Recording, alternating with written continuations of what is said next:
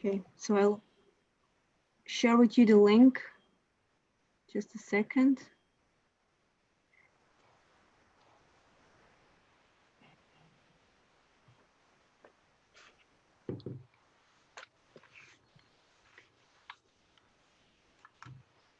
Okay, so the link is here. We had some technical issues, so I apologize for this. We are 10 minutes late by the time we were supposed to start. Sorry, everyone, and thank you everyone which is present for our last conversations. Tivemos aqui uns problemas técnicos, pedimos desculpa por isto. Vamos começar então com as nossas conversas. Obrigado por terem esperado e obrigado aos nossos participantes de hoje. Reunimos aqui um painel muito diversificado para discutir a criação durante e depois do Covid. Vamos dar só alguns segundos, caso queiram partilhar, fazer shares nas vossas páginas. We'll just give you a few seconds if you want to share in your own pages. So our introduction for today is that 2020 could start a new era of Anno Corona and before Corona, especially regarding artistic creation and how we have adapted to this reality. What new processes have emerged and how do we share them with the world? How did we adapt projects that were on the table? And above all, how will we continue to go forward? To answer these difficult questions and a few more, today we bring you 5 people from a little bit all over Europe that work mainly with theater.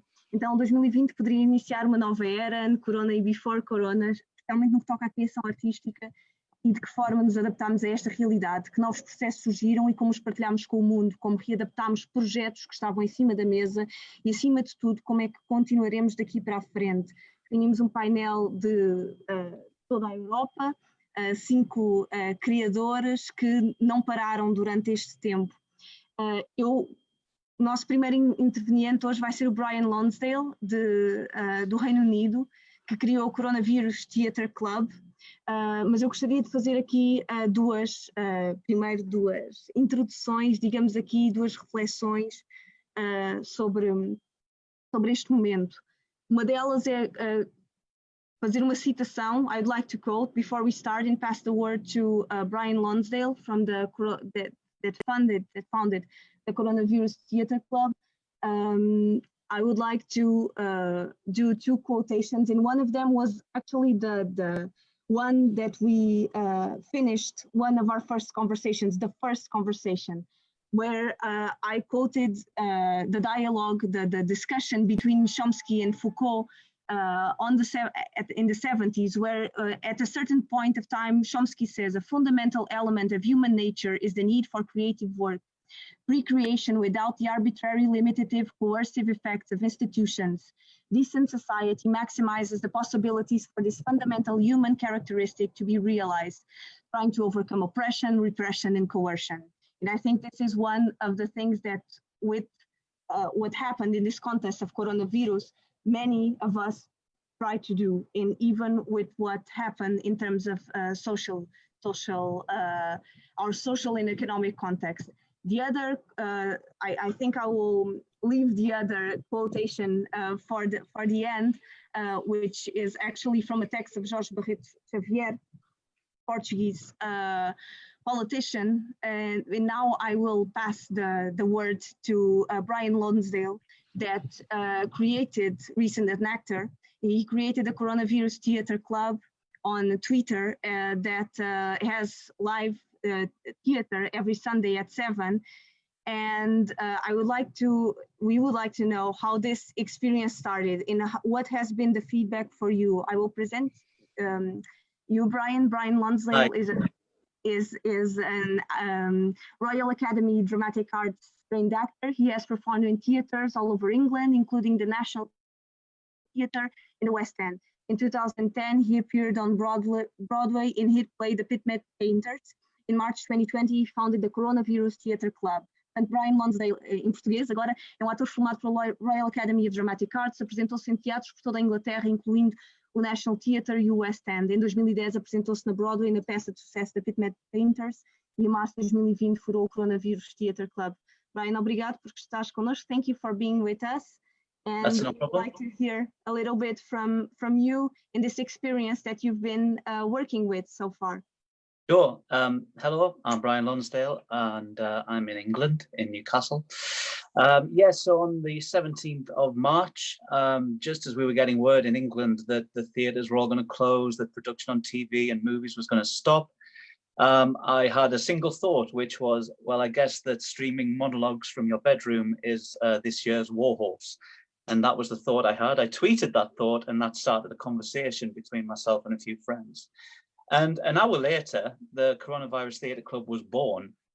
The idea, we didn't really know what the idea was. We just knew we were going to do something. And so we started it. We started putting a shout out on Twitter to anyone who was listening. And before we knew it, we had about 2,000 followers within a couple of hours. And it was just very clear that despite the fact that all this was going on and things looked pretty bleak in the industry, that there was a real desire amongst creative professionals to do something, to keep on creating.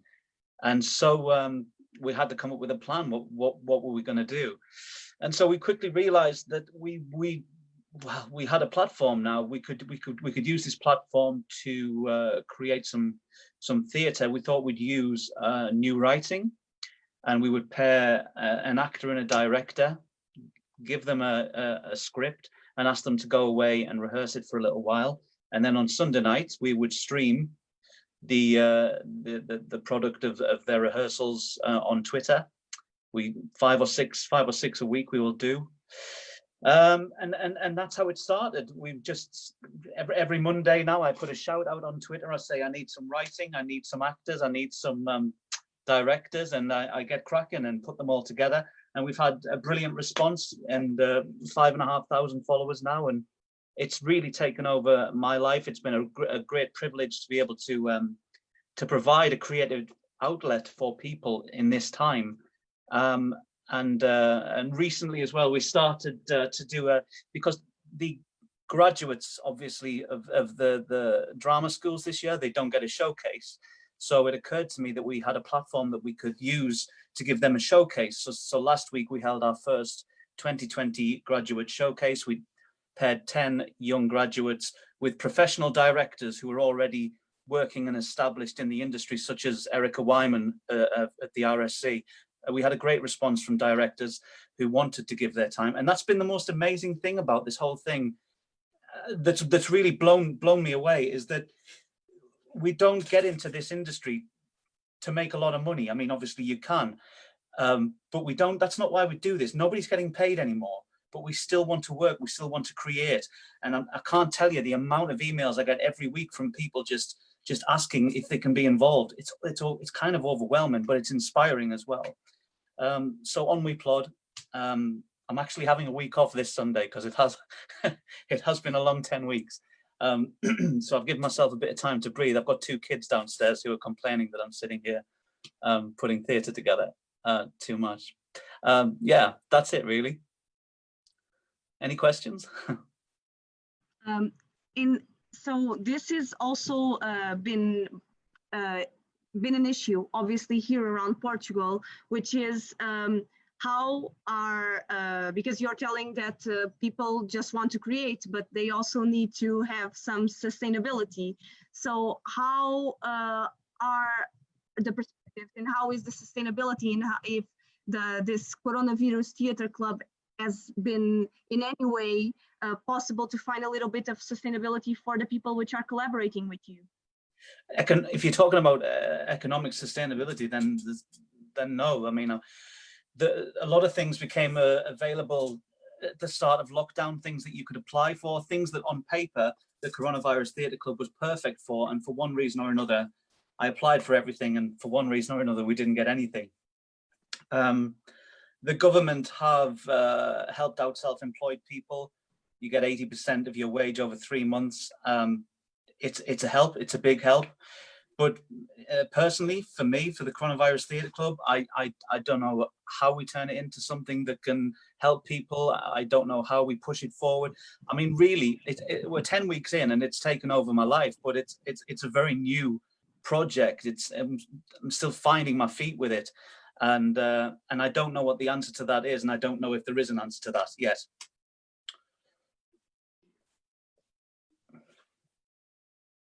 I can't hear you. Eu vou fazer a tradução de tudo aquilo que nós temos estado a falar, resumindo um bocadinho, mas gostaria só de fazer mais uma pergunta ao Brian em inglês, se calhar antes de passarmos a outra. I would just like to ask another question to you, Brian, before I translate it to Portuguese or sum up the main ideas. How do you see also, because this is an example of what has been with the creation processes there in the UK, but how can you see other creation processes? Can you give us other examples of what have people been doing there in terms of creation? I think what's been really interesting is people giving their time and making new contacts. I think it's really amazing that when you're forced into a situation that creativity does flourish, and it is flourishing. People are making connections on Zoom, and like we are now, that people are rehearsing plays, people are writing plays. I've started writing plays myself, something I would never have done because I've got the time to do it now. And I think that's happening all over the country, most likely all over the world. People are making new connections and creating new things. We need a creative outlet. Where you know, I'm an actor, but I'm an artist. I need to do something that ticks my brain over in that way. And I've seen that every day on Twitter. People are tagging me in things that they've created and they want me to share it, you know, making their own theatre or writing their own plays. And I think as awful as this whole situation clearly is, that some good has come out of it. And I don't think we'll ever really go back to, you know, the theatres will open again, they will, and movies will start to be made again. But what we're experiencing now via Zoom and on YouTube and on Twitter and whatever it is we're doing, I don't think that's going to go away. And so something new has been born, and I think it has a life, and we'll see it evolve over the years, of course. Thank you. I will do a short sum up of what Brian has talked about. Então, o Brian referiu que quando começou o processo de quarentena e quando houve a ameaça do coronavírus, que ele teve um pensamento único, fazer um streaming de monólogos, e havia um desejo de fazer algo, de continuar a criar. E então surgiu esta ideia de fazer um plano e de utilizar uma plataforma para fazer algo novo. E então surgiu a ideia de criar no Twitter o Coronavírus Theatre Club, que precisava de alguém que escrevesse, e de atores e de encenadores, e que de repente houve muitas pessoas, criou-se uma plataforma e houve muitas pessoas a quererem dar o seu tempo. Onde ele refere também a questão de que não se entra nesta indústria para fazer muito dinheiro, e as pessoas têm perguntado se podem envolver de forma muito espontânea, porque eu perguntei-lhe a seguir como é que as pessoas têm conseguido a nível de sustentabilidade, aguentar-se a nível de sustentabilidade. E ele diz que se tem candidatado a várias coisas, mas até agora ainda não conseguiram manter ou ter alguns projetos aceitos para o coronavírus, para o teatro, o clube de teatro. Também relativamente ao Reino Unido, as pessoas estão a receber 80% do salário a 3 meses, e ainda não se sabe bem como avançar depois de 10 semanas de ter começado. Eu questionei também como é que ele tem visto a criação noutros sítios, no contexto em que ele está. Ele diz que tem visto pessoas no seu meio a escrever peças, a fazer novas ligações, e que sente que há algo novo que nasceu neste momento, que neste momento existe algo novo a nascer. I think we are having falling, but we'll try to see. Today maybe the connection is not so good. And I would like to ask you also if you would like to add something up in terms of what the feedback has been of the people which have been participating in the project, actors and directors, specifically, what has been their feedback? That's been the greatest thing of it. It has given people something to do, you know, people something to focus on other than when are we going to get our jobs back, when are we going to get paid again. Giving a script to an actor at the start of a week, introducing them to a director. And that's another great thing, you know, you're introducing people, professional people, and who knows where that could lead. But everybody at the end of the week will say, and I've done it myself, by the way, I've performed in one of the scenes, so I've gone live on Twitter myself, and I can tell you from experience, it's as nerve-wracking as any first night in any theatre I've ever been in. And that's a wonderful thing to be able to do that for people. It's yeah, to a man, everyone has said what a wonderful experience it's been. And like I've said, the response from people wanting to be involved has been really great, really, really humbling. Thank you, Brian. Então, o Brian, eu perguntei qual é que tem sido o feedback dos artistas que têm participado nesta experiência, e ele diz que o mais interessante neste momento tem sido isso mesmo, essa possibilidade de cruzamentos, de criação e de os apresentar a diferentes pessoas, porque existe aqui uma continuidade a nível social que se continua a fazer, de conhecer novas pessoas, e tem isso que tem sido realmente muito gratificante, e que não sabe bem onde é que isso pode levar, mas que há de levar pelo menos a algum crescimento, e que qualquer noite que se tem estreado, e ele próprio já participou numa noite dessas, de estreia, tem sido noites de nervos, portanto, como em qualquer estreia num palco. Ok. Thank you, Brian. I think we will, then if you want to add something, if not, we will move on to Adrien. Okay, yeah, no, that's all good. Thank you very much. Thank you.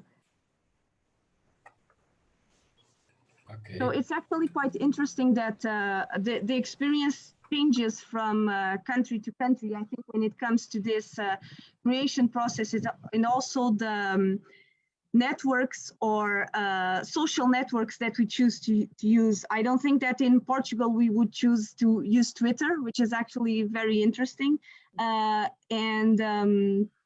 Today I was actually reading and skipping to, and before presenting Adrien, and he has been working a lot with new media, so I think he can give us also this feedback. Many of us have been starting to work more with new media in theater with the coronavirus, but Adrien has been working with it for some time. Então é interessante esta experiência a nível com a quarentena e com o coronavírus, muda de país para país. No Reino Unido, por exemplo, eles escolheram, a experiência do Brian é de usar uma rede social como o Twitter, e aqui em Portugal não seria tanto o caso, nós não temos tanto essa utilização. Acho que o Adrien, que tem trabalhado com os novos mídia desde antes de começarmos com a quarentena, e muitos de nós só começaram a trabalhar mais com questões de redes sociais e assim, ou pelo menos a apresentar online quando surgiu esta questão, pode-nos dar também outra perspectiva. It's also very interesting. Today I was reading the very known Adrien, the very known Milan Kundera essay about what is Central Europe, and like an uncertain zone of small nations between Russia and Germany. I underscored the word small nation, and I don't know why, but I related this to the period that we're living right now, to the fact that we are feeling he offers a definition. The small nation is one whose very existence may be put in question at any moment. A small nation can disappear, and it knows it. The Polish anthem, however, starts with the verse, Poland has not yet perished. They cannot be separated from European history. They cannot exist outside it, but they represent the wrong side of the history. I'm just reading this because for a moment, it made sense that some countries in some part of their history have lived in a way which is very similar to what we live with the coronavirus. Suddenly, we just got smaller, or it seems so, and that our existence in creation, or our existence, maybe in artistic creation or daily work, seems to be threatened. Então eu estava só a ler aqui excerto de um ensaio do Milan Kundera, que ele fala sobre a questão da Europa Central e sobre os pequenos países estarem ameaçados, e como isto se relaciona com a questão do momento que vivemos. Então, o Adrien, I will introduce you, Adrien. Adrien was born in France. He's a resident in Poland since 1994, graduated in multimedia arts from the Media Arts Department of the Warsaw Academy of Fine Arts. His interests focus on new media with special attention to their application in live performances. In his works, he seeks new ways to incorporate such media into live shows, making them fully integral to the performance, often by means of interactivity. Adrien Cognac is a member of Merkaba since 2009, a musical group with whom he has performed on stages like Primavera Sound Festival in Barcelona, Off Festival in Katowice, Open Air Festival in Gdynia, and much more. O Adrien Cognac nasceu em França, residente na Polónia desde 1994, formado em artes multimédia pelo Departamento de Artes Média da Academia de Belas Artes de Varsóvia. Os seus interesses focam-se em novos mídia, com atenção especial à sua aplicação em apresentações ao vivo. Nas suas obras, procura novas maneiras de incorporar esses mídia nos seus espetáculos ao vivo, tornando-os totalmente integradas à performance, muitas vezes através da interatividade. Adrien Cognac é membro de Merkaba desde 2009, um grupo musical com quem se apresentou em palcos como o Primavera Sound Festival em Barcelona, Off Festival Katowice e Open Air Festival Gdynia.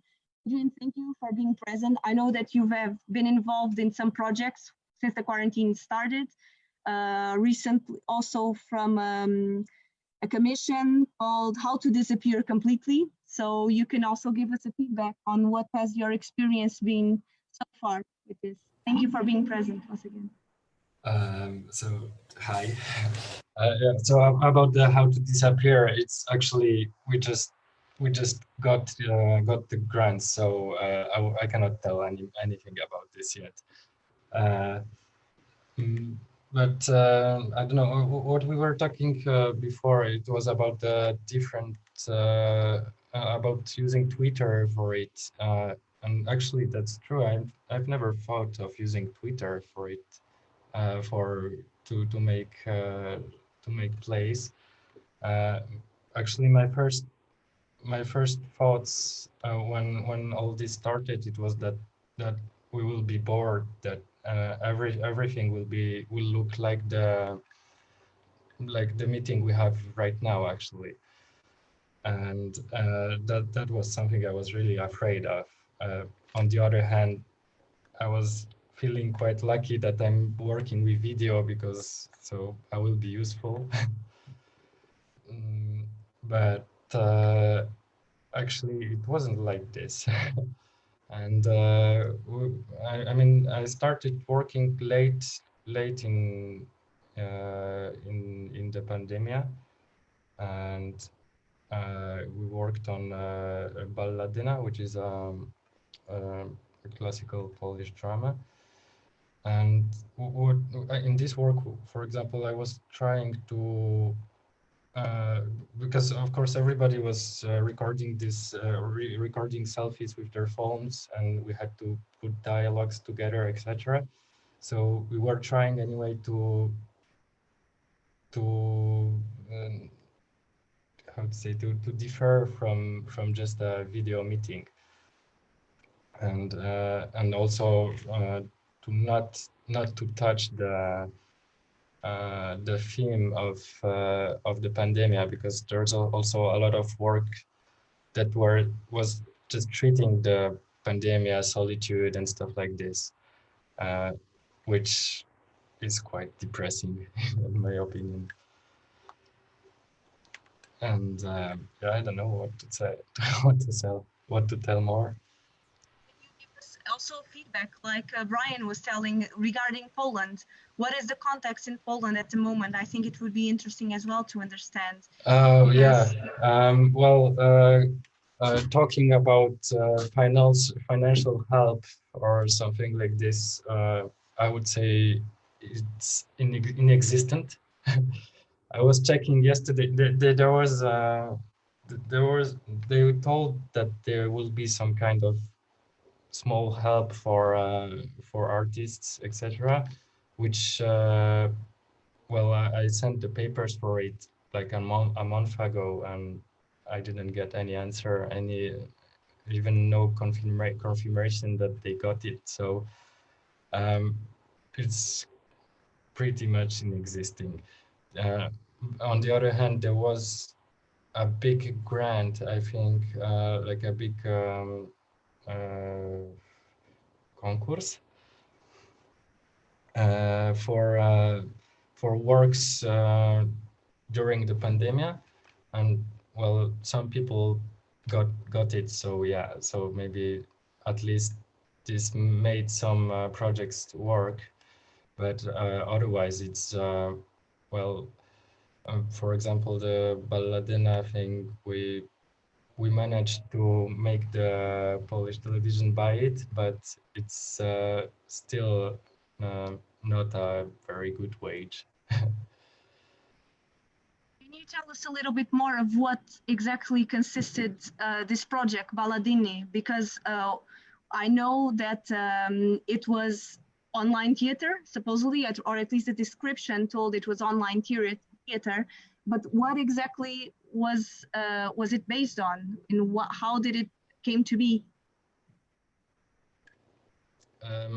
Well, so Balladina is just it is a classical Polish play, so that everybody had to read at school, and well, we tried to make it with the pandemic possibilities we had. So yeah, actually, I wouldn't call it a theater piece, and I wouldn't call it a movie, because it's something in between. Actually, it has 1 hour and 1.5 hours, so it's quite long, but it's not a typical movie. And so it's a big experiment for all of us, actually, because we were all working. Well, okay, some of the actors came from the TV or series or stuff like this, but most of us are typically from theaters. So, well, for me, for example, it was the big difference of not doing rehearsals, just doing the montage, and like it was quite exhausting. And I will ask you a final question. Since you have been working a lot with new media, do you feel that in any way our perspective in our relation to new media will change from now on? Well, for sure, I guess a lot of people discovered new medias and possibilities that technology gives us. But well, for example, if we can, I've heard about some architectural works, I don't know, bureaus that they started working by Zoom, etc. And so they stopped traveling, and actually they thought that they can continue like this, that they don't need to, they can be more ecological like this, etc. So so I guess that, yeah, for sure, a lot people will travel less, and we will make more of work by the internet. But I think, well, actually, I miss the real world, for example. So I hope it won't really change that much. Okay. Thank you, Adrien. Obrigada pelo feedback. Vou fazer um pequeno resumo. O Adrien diz que no início, quando tudo isto começou, ele achou que ficaríamos aborrecidos de estar em casa e de estar sempre a trabalhar em casa, e que teve sorte de trabalhar com vídeo e de ter esta relação próxima, portanto sentiu que isso seria útil. E então tentaram fazer a diferença do encontro vídeo sem tocar no tema da pandemia. Eles têm um projeto que é Balladini, que a televisão polaca comprou, e é a partir de uma peça clássica polaca que toda a gente lê na escola, e que neste momento aquilo que ele diz é que não é bem teatro e também não é bem cinema. A nível de apoio também questionei como é que está neste momento a Polónia, muito escasso e uma grande insistência a nível de apoios. E questionei também, a última pergunta que eu fiz foi a nível dos novos mídias, se ele acha que vai haver uma nova abordagem por parte dos criadores relativamente a novos mídias. Aquilo que ele respondeu foi que acha que muita gente neste momento percebeu a potencialidade que existe, e que também o sublinhar da questão ecológica, ou seja, poderemos fazer mais trabalho via internet, mas que ao mesmo tempo tem saudades do mundo real. Okay, so it's a lot of wind here. I think you can feel it. So we move on to Linda Dushkova from the Czech Republic. Thank you, Linda, for having been waiting so far. So Linda organizes it has been presented, I think, last week, if I'm not mistaken. So eat your frog. Is it correct? Yeah, eat that frog. Yeah, something like that. So it's a presentation of French theater that has happened for the 6th time in the Czech Republic now. In this year, it happened in streaming. I think it was the first year it happened in streaming, correct? Okay. Yes. So yeah, it's an organization by Theater Nod. And I think it would be very interesting to understand how this happened. So this year, how it came to be, and what were the reactions, both from audience, but from the artists as well. But before I will introduce you, before you give us your feedback of how it all went. Então, eu estava só a dizer que a Linda faz parte da organização de um festival francês na República Checa, que já vai na 6ª edição, e que este ano aconteceu online, e perguntei como é que foi o feedback para artistas e para o público em geral. Vou passar a apresentar a Linda Dushkova, graduated in theater directing at the Department of Alternative and Puppet Theater at the Theater Faculty of the Academy of Performing Arts in Prague, DAMU. After graduating, she went to Paris for a practice-based program in directing at the Conservatoire National Supérieur d'Art Dramatique that she defended in 2016. She works in France and in the Czech Republic at theaters like Nouveau Théâtre de Montreuil, Annie Grace, Nod, Divadlo Alpha, Divadlo Arca, Studio Hrdino. She has also collaborated with the Louvre Museum, for which she creates sound immersion installations, Musée Sonique. In Paris, she is a member of the open source collective of theater directors. She is artistic director of French Theater Festival in Prague,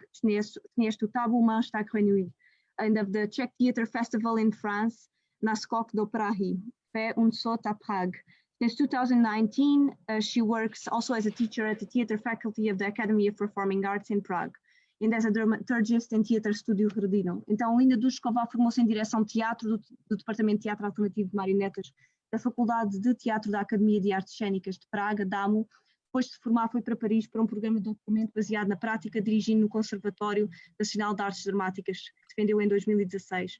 Trabalha em França e na República Checa em cinemas como Nouveau Théâtre de Montreuil, Annie Grace, Nod, Divadlo Alpha, Divadlo Arca, de Studio Hrdino.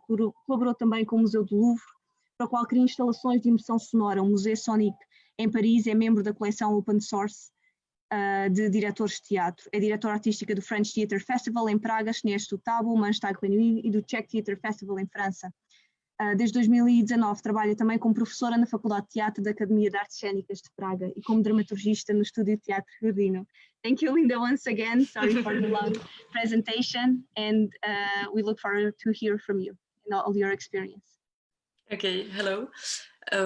I'm just, I'm gonna ask first some technical thing because I'm hearing myself from the back. I think have to have the reproducer or some of you, if you could just put the volume a little bit lower, like I'm talking to the to my colleagues here. Because I have this echo, you know. Yeah, well, that's better, much better, thank you. Okay, so I will now introduce a little bit our festival. So it's the only first French theater festival in Czech Republic. When we actually started this 6 years ago, the main motivation was to introduce and presentate the new contemporary plays, French plays, to the Czech public and also to the Czech professionals, because there is a lot of, that's also why we call it Eat That Frog, because we try to fight the cliches that are here about French theater in Czech Republic and about French culture in general. So actually I'm talking about it because this first motivation of the festival was also the reason that why we decided to maintain it this year, even that we had to change totally the format. was that actually we conceived this to be some kind of meeting platform for French and Czech artists, and also the presentation of the new texts. And for that, surprisingly, I think that the online environment is still pretty functioning, even if we can't have this live feeling of the theater. Of course, it's not the theater, but anyway, it could work. We actually realized that. And the second reason was, and I would like to talk about it, because Brian told that even when we don't have to create, or we are not paid for, we have this kind of feeling that we should do something, or we want simply to create something. And I think that that's for sure true, and I totally agree. But speaking for Czech Republic, I think that it's pretty good to have some emptiness here also in the creation. So we were like, either we will do the festival in autumn where everyone is going to move their festivals. I think that autumn in Czech Republic and everywhere in culture around the world will be really fulfilled. And we are not going to sleep at all during autumn. Either we gonna do some kind of short form, and we decided this. So we only actually presented the 4 plays, and normally we do it as a stage reading. So I have to tell that we choose this for theater plays, or for 4 to 5 in France. Then we let it translate to Czech, and then we let it direct by Czech directors. Actually, we invite the authors, so there is this first meeting between translator, director, and author, like Czech and French. We also do some kind of workshops, collaborative with Czech and French authors to make the meetings. And so we decided to keep this dramaturgical line, but since normally it's like stage reading, scenic or kind of with scenography as well, but still it's stage reading. So we didn't want really to do just streaming of a stage reading, because that would be it would be really boring. So we decided to ask the directors that were invited for the festival to challenge them to a new format, some kind of, I think that it will be something same or similar as Adrien just told, that it wasn't a movie or theater piece, but it was some kind of video performance or something like that, I would call it. That we could actually use the very well technically equipped theater Nodi. We used 5 cameras in direct for direct streaming, and there were no public, so all the directing well done was done actually for the cameras and for the live stream. So we could work with details, we could work with different points of view from up, of changing, of course cut, of course some kind of live montage and other sorts of videos, but also green screen for one director. And I was really happy how creative all the directors were, because it was some kind of like, hey, new challenge. And for speaking for Prague, actually everyone was pretty happy to have some job during this period, and to have this kind of stimulation. So this is decisively positive. What was kind of problematic about the festival was that we couldn't manage, of course, to bring the authors. So we at least did some kind of discussions and video introductions and commentaries. So we stayed in touch with them, but of course it's not the same. So this was something which was kind of complicated, but we tried to manage also the master classes, which we don't do normally. So we asked actually the directors that were supposed to come with their plays to make a video master class about their work, and then we posted it. But I think that what was really like the best thing about making this festival working last week was that actually we never had so many followers and we never touched so many persons, because it was we had like commentators from France and from Belgium, and it's never happened that someone could see a play that you are making in Prague at the same time from so many places. So this was really exciting. Even if I, of course, realized that they weren't watching all of them all the time, and this is the attention is distracted, of course, when we watched on the computer. But I think that this was really a positive point, because our deal is to promote the place. So I think that this is something that we can check, and yeah, that's pretty much it. It's still fresh, so I think that I'm gonna see some more negative points like later on. But for now, I'm happy that we did it like that. So I asked the same question, and as I did to Brian, what was the feedback in terms of the artists and in terms of the participants, like in people that were actually working in maybe in previous years in collaborating in, if you change the format, what was the main difference besides being online in their work? What was it felt? Because okay, it's online, of course it's streamed, it's the platform is different, but then in the creation process, what do you think might have changed? Well, so I think that we are a really small festival, so I think I will start by speaking about the public. So I think that one of the reasons why people come to us, it's because of the atmosphere, and actually that they can meet a lot of French people there. So even if you just want to practice French in Prague, you come to our festival. You don't even have to be like some kind of theater amateur or something like that. So I think that this is something that was totally missing, or at least partly. We tried to work with it, but it wasn't simple. But speaking for the artists, I think that they were, because the most of them are theater artists. So it was really exciting to work with the technology and to reach so many persons in the same time. I think that everyone were really stressed about it and excited at the same time. And it's also something that is going to stay on the internet, you know, that it's it were there all week. So all the mistakes that you're gonna do, it's going to be there forever. So this is something that never happened in theater. you can risk it's not going to repeat. But yes, so this is something different. Did it change also financially? Did the festival change financially in terms of support by the fact it was online or not?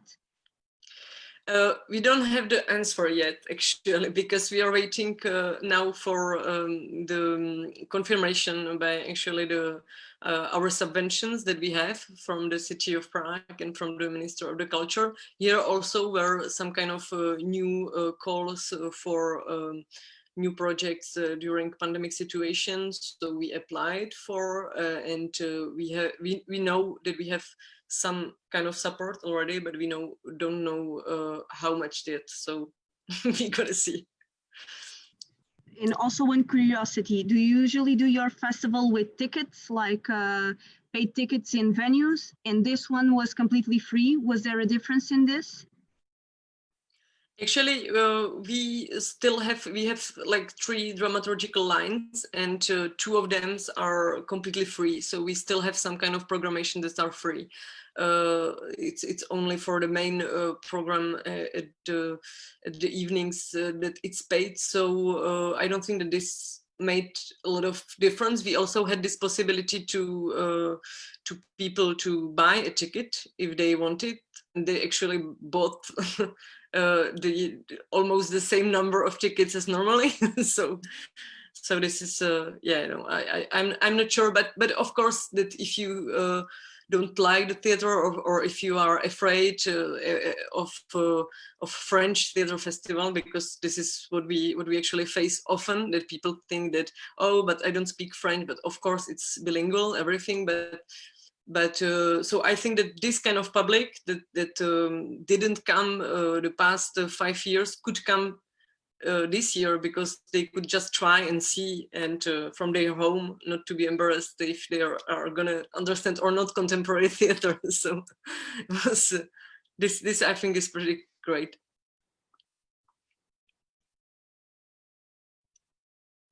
Okay, thank you, Linda. I don't have any more questions for the moment. I think we can wait until a discussion at the end, and if some more questions arrive from the audience or comments, I will just do a short sum up of what you did. So, Linda deu-nos uma pequena visão de como foi o festival este ano, o festival que ela organiza, que se transportou completamente para online, para o Facebook. E é um festival de teatro francês em Praga, e que tem novas peças contemporâneas e que também tem esta, chama-se comer chapos, portanto, para lutar um bocadinho para os clichês da cultura francesa. Eles decidiram manter o festival este ano e também para potenciar esta plataforma para novos artistas. E ela reforça a ideia que o Brian referiu no início, que mesmo não sendo pagos, queriam continuar a fazer algo. Portanto, eles convidaram os autores, eles têm autores que são convidados a encenadores também para fazer workshops e para fazer os encontros, e queriam continuar esta linha dramatúrgica, mas que não fosse apenas de monólogos, que não fossem apenas leituras encenadas, digamos assim. Portanto, decidiram desafiar os encenadores para um novo formato, que não se fosse apenas também uma video performance. Portanto, eles têm um teatro bem equipado, com 3 câmaras, onde recorreram a isso. Foi problemático no festival o facto de não conseguirem trazer os autores, mas no entanto conseguiram fazer masterclasses em que os autores poderiam falar um bocadinho sobre o seu trabalho. E na verdade cresceu imenso a nível de seguidores nas redes sociais, especialmente da França e da Bélgica, com alguns feedbacks e comentários. Eu perguntei o que é que mudou no processo de criação e a resposta, ela sentiu que, pelo menos em termos de público, puderam conhecer várias pessoas, o facto de haver aqui um intercâmbio em que as pessoas vinham ao festival para falar francês, para haver uma interculturalidade a nível de um cruzamento de ideias, sentiram que faltou. As pessoas, muito do público deste festival quer vivenciar a cultura francesa, então sentiram que isso este ano não esteve tão presente. Mas que os artistas estiveram muito excitados, entusiasmados por trabalhar com uma nova tecnologia, embora estressados ao mesmo tempo que as coisas não funcionassem. E também será relevante, tem os dois lados, não é? Mas que estes trabalhos ficarão online. Eu perguntei se o festival mudou financeiramente, ou seja, a nível de apoios ou a nível de a forma como as coisas eram feitas. Ela diz que ainda estão à espera de algumas respostas a nível de apoios, especialmente pela parte da Câmara Municipal de Praga e do Governo, mas provavelmente irão continuar com os apoios, e que havia a possibilidade também de comprar bilhete para estes espetáculos, sendo que tudo era bilingue. Portanto, eles sentiram que o público que não veio nos anos anteriores, provavelmente se juntou mais, que não tinha a possibilidade de vir nos anos anteriores, se juntou mais este ano. Portanto, passo então ao Pedro, finalmente, que está a coçar os olhos. Pedro, obrigada por te juntares a nós. O Teatro Mosca, do qual o Pedro é diretor artístico, também tem realizado algum trabalho online, algumas produções online, 40 antenas, emissões de emergência. So the theatre company that Pedro Alves is a part of, and that we thank for him being present, has also been developing some artistic productions online. They call them 40 antena emergency emissions or emergency sessions. And I would like to read a little bit, if it's okay with you, of the text that introduces these sessions. I'll read it in Portuguese, then I'll try to summarize it in English. No Teatro Mosca assumimos que não queremos parar e esperar pelo tempo. Não vamos ficar à espera que tudo passe até que tudo fique bem, a aguardar que possamos regressar a uma qualquer normalidade. Se por um lado, eu fiz aqui um resumo, se por um lado esta pandemia nos tem oferecido dias estranhos, sem precedentes no nosso tempo, revelando a enorme fragilidade das sociedades que construímos, também é certo que de algum modo tem potenciado o nosso lado mais responsável, comprometido e solidário. So in Teatro Mosca we we assume that we don't want to stop and wait for time. We will not be waiting that all of this passes and that all will be okay, waiting for that we can come back to any normality. If by one side this pandemic has offered it strange days without ever before, without precedent in our time, it has revealed a great fragility of societies that we have built. And it's also certain that in some way it has potentialized our more responsible, compromise and solidarity side. Pedro, I would like to ask you if you could talk a little bit about the sessions, but also your views on creation during this period. You also wrote a very interesting article called Vivo Mesmo, Really Alive. So, obrigada, Pedro, por estares presente, e se nos podes dar também uma visão sobre estas sessões, nas passadas, acho que são 4 semanas já, e sobre todo o processo de criação neste período. Obrigada. Obrigado eu, Patrícia. Obrigado a todos. I'll make an effort to speak in English so that my colleagues may understand me, and rely on Patricia on her translation, because she has been doing a great work in this session, and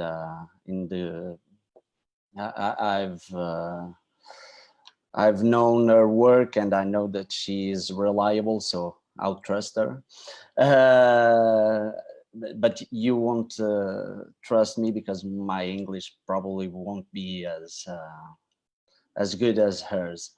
Well, thank you very much, and I congratulate you, everybody, and all your work and your views and what you have been doing. I salute everybody because I can see that everybody is healthy, and that's the most important thing right now, is that everybody is healthy and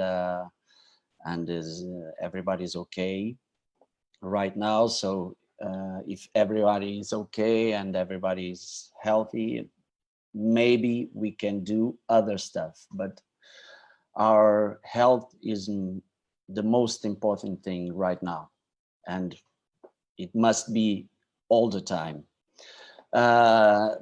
In fact, I don't know, I can't remember when this chaotic situation in which we are now, when it all began, but we were coming back from France when the theater company Teatro Mosca was in France, doing a small tour with a small production of ours, a theater play, a theater performance for children. We went there for 2 weeks to present, to perform this piece based on Lewis Carroll's Alice books, and we were there performing. Well, we were going to France when it all burst here in Europe, and while we were there, everything began to fall apart, and we were able to perform for our last performances were really probably some of the last performances in France with a live audience inside the theater. And it was very strange to perform in that situation. We were performing for kids and we were performing for schools and families also. We made like 8 performances, I think.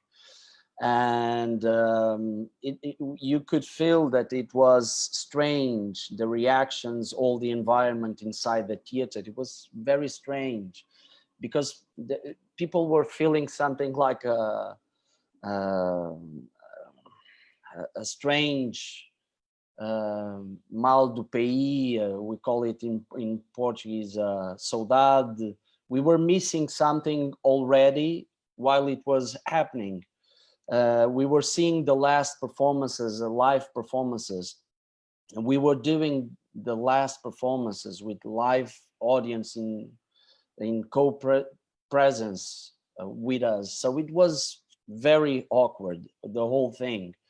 And there was fear all over. It was chaotic. Things were falling apart. We were witnessing a very horrible situation, and everything was just confusing.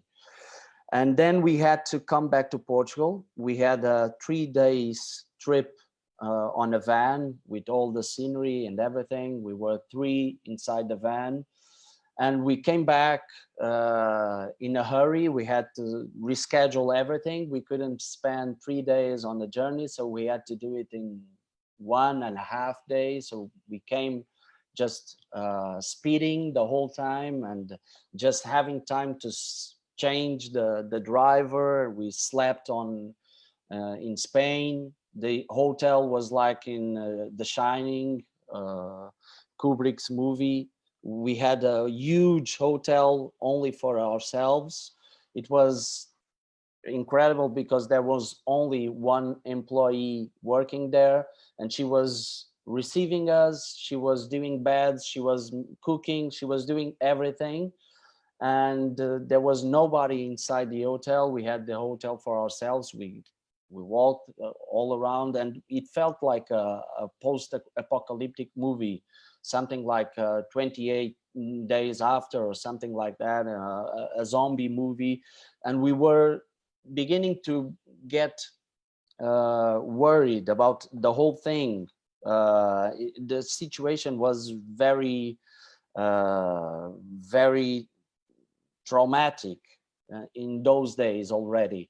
And we had to hurry because the frontiers, the borders were beginning to close between France and Spain, and in the next day the borders would have closed in Portugal also. So we hushed back to Portugal.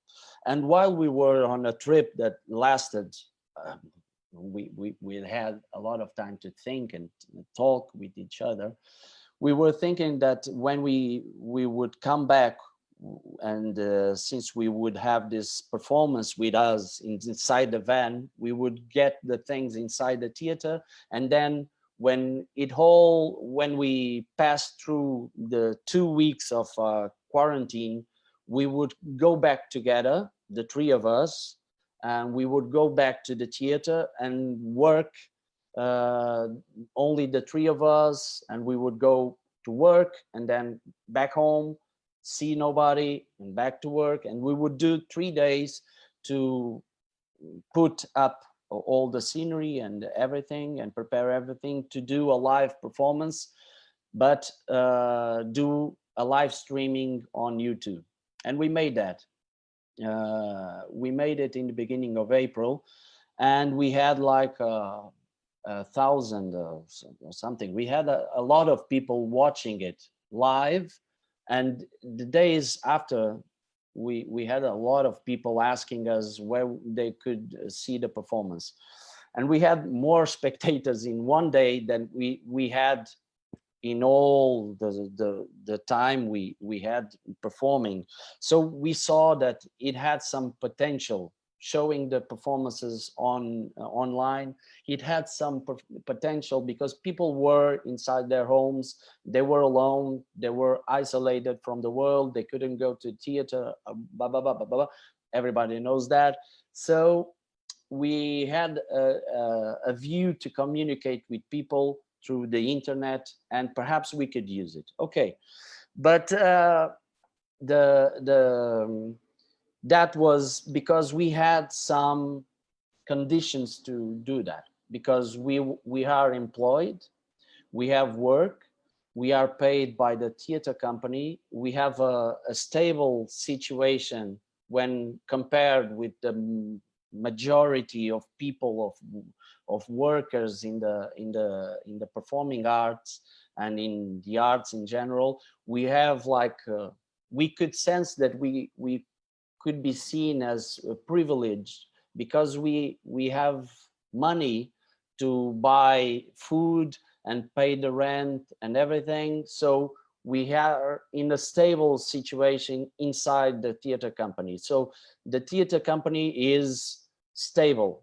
It's not like we are not wealthy, nothing like that, but we have enough sponsors, we have enough fundings, we have enough income, and the whole budget is stable, so we could continue to work from our homes, and we could also go when it was possible and when we felt that it was safe. We could go to our theater room because we have a theater with conditions to work there and to do the isolation and everything. So we had the opportunity to keep on working. But the gross majority of people in Portugal, and I believe in Europe, in the whole world, don't have this opportunity. So people are fighting for survival. They don't have money to pay their rent. They don't have money to pay their food and to give food to their children and support their family and whatever. So this is really a very strange, horrific, tragic days we are living. So in this whole situation, we felt that if we had the conditions, we should work. We should work because we have the conditions to work, and we have the conditions to pay the people we are working with us, the people that are inside the company. So we should continue working.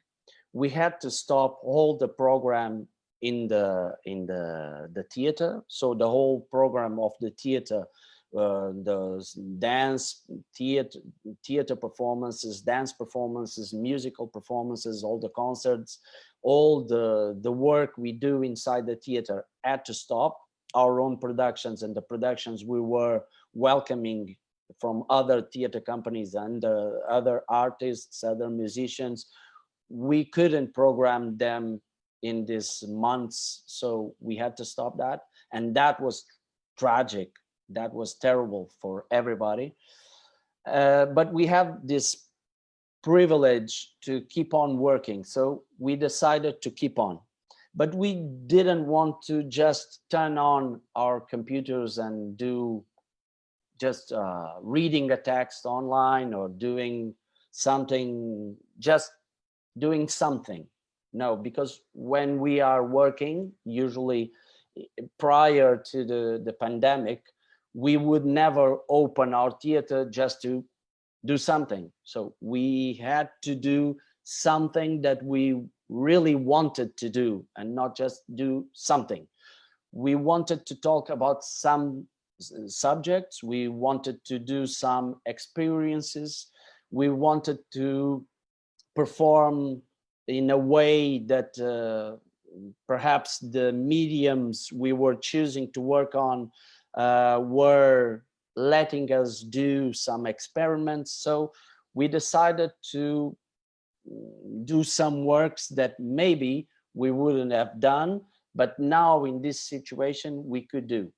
Or because we were in this situation, we wanted to explore them and try to talk with all the mediums and all the platforms that were available to us. So like Linda was saying, we weren't, our focus was not on text only, and we are not only text orientated, and we wouldn't have done that prior to the pandemic, and we wouldn't do it right now during the pandemic.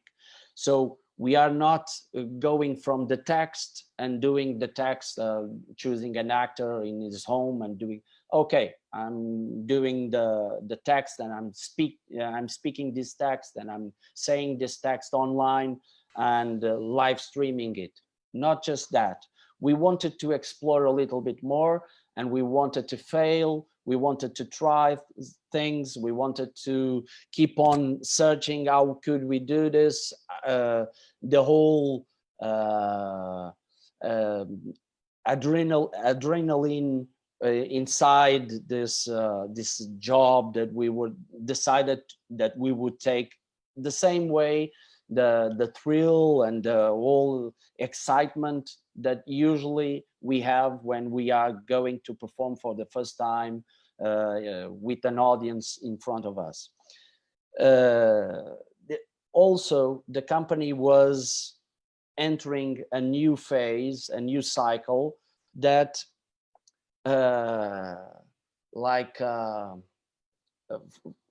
fortunately, we were preparing to do work around the connections between theater and video.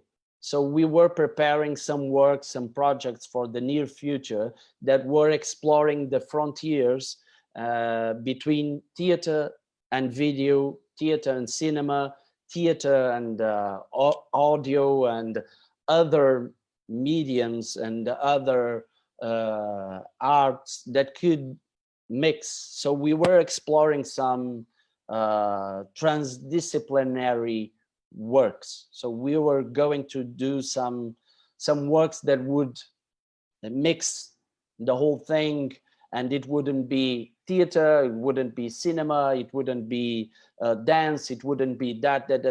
So we were going to explore some new ideas and accept some new challenges. So we were preparing that already. So when the pandemic threw us in front of cameras and online and everything, we were already preparing that in some projects. So some projects could easily be adapted to this medium.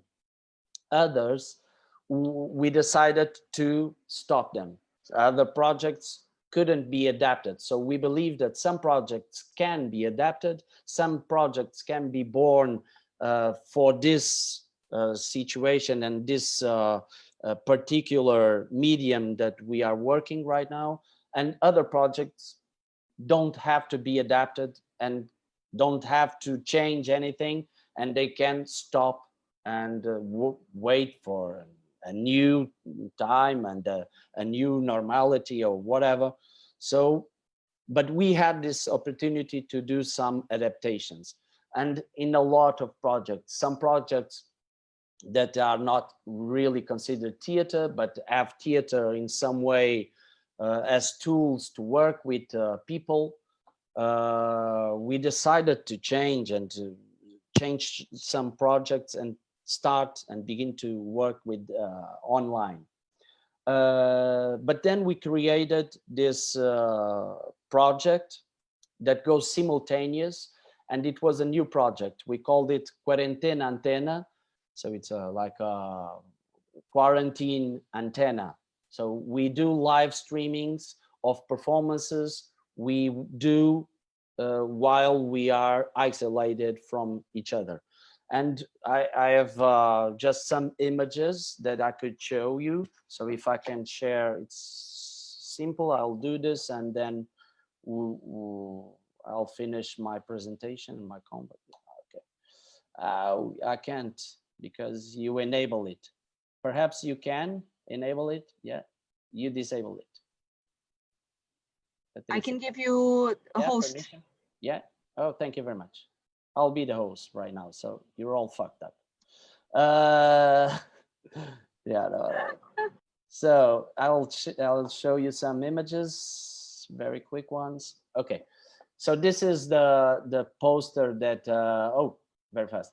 The poster that Alex Gosblau, our illustrator, made for this project. It's called Quarentena Antenna. So we prepared immediately a new image for the project.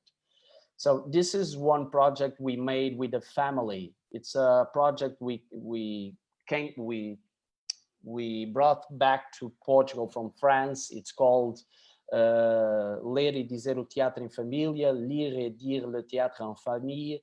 It's a project from France. It's from a France association called Les Scènes à Partager, and they do a work with families, and they bring together a family and an author or an artist, and the artist goes inside a family's house and he works with them around the text that they choose all together, and then they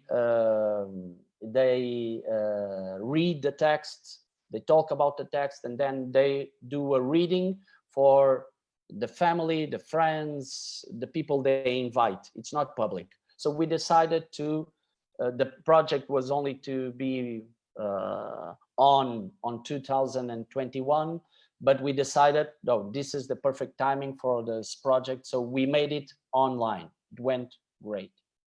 So this is some images from this work that was made from each house. This one was in my place. Mariana Fonseca, that's an actress that works with Teatro Mosca, and she's my girlfriend. So we live together. So we had the opportunity to work together, also in other projects later. This is her doing, preparing for another performance. And this was the first performance we made inside Quarentena Antena.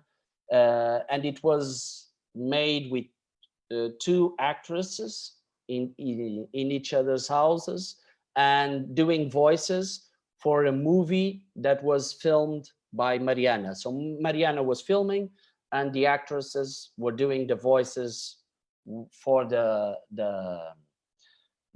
images that were appearing on screen, and she was manipulating the images. It was some paper. It was kind of a paper cinema. The paper figures were designed by our scenographer, Pedro Silva, and Mariana did the video. The actresses made the voices.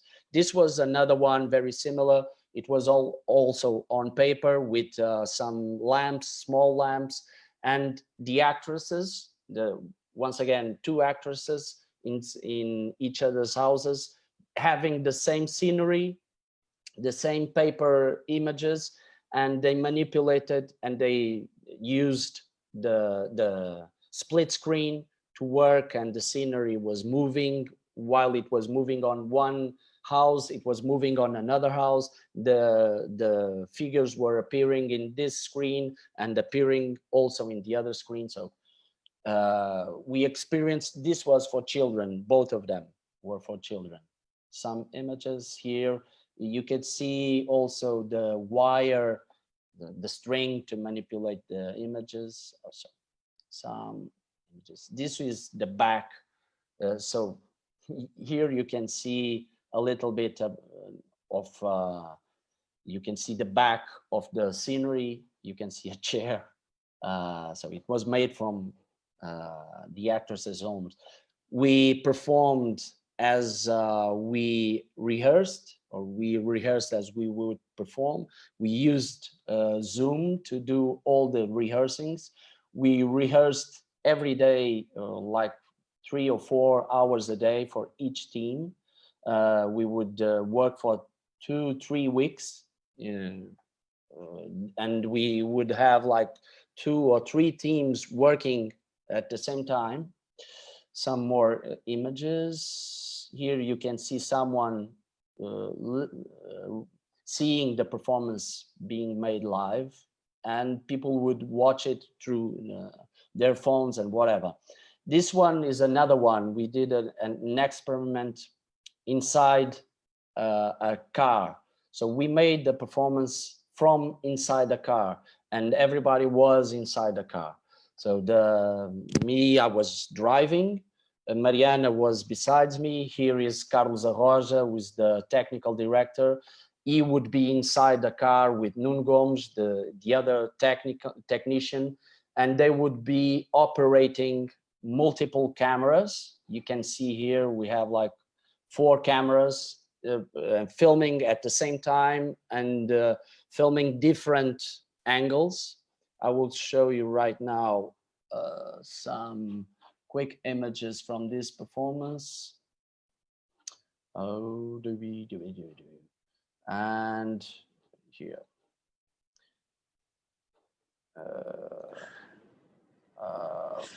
I will Não consigo.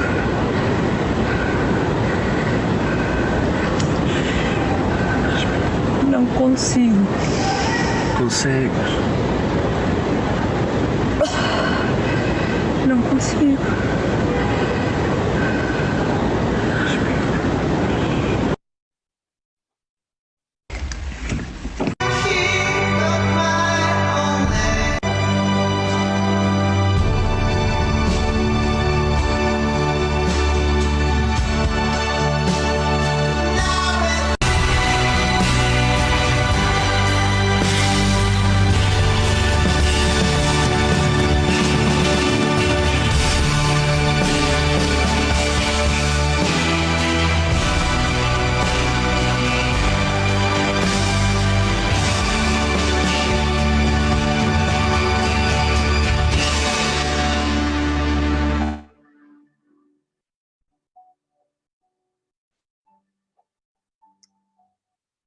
So, and we have made other different performances. So we are trying not only to turn on our computers and our webcams and doing something online, but we are trying to find a new way to work with this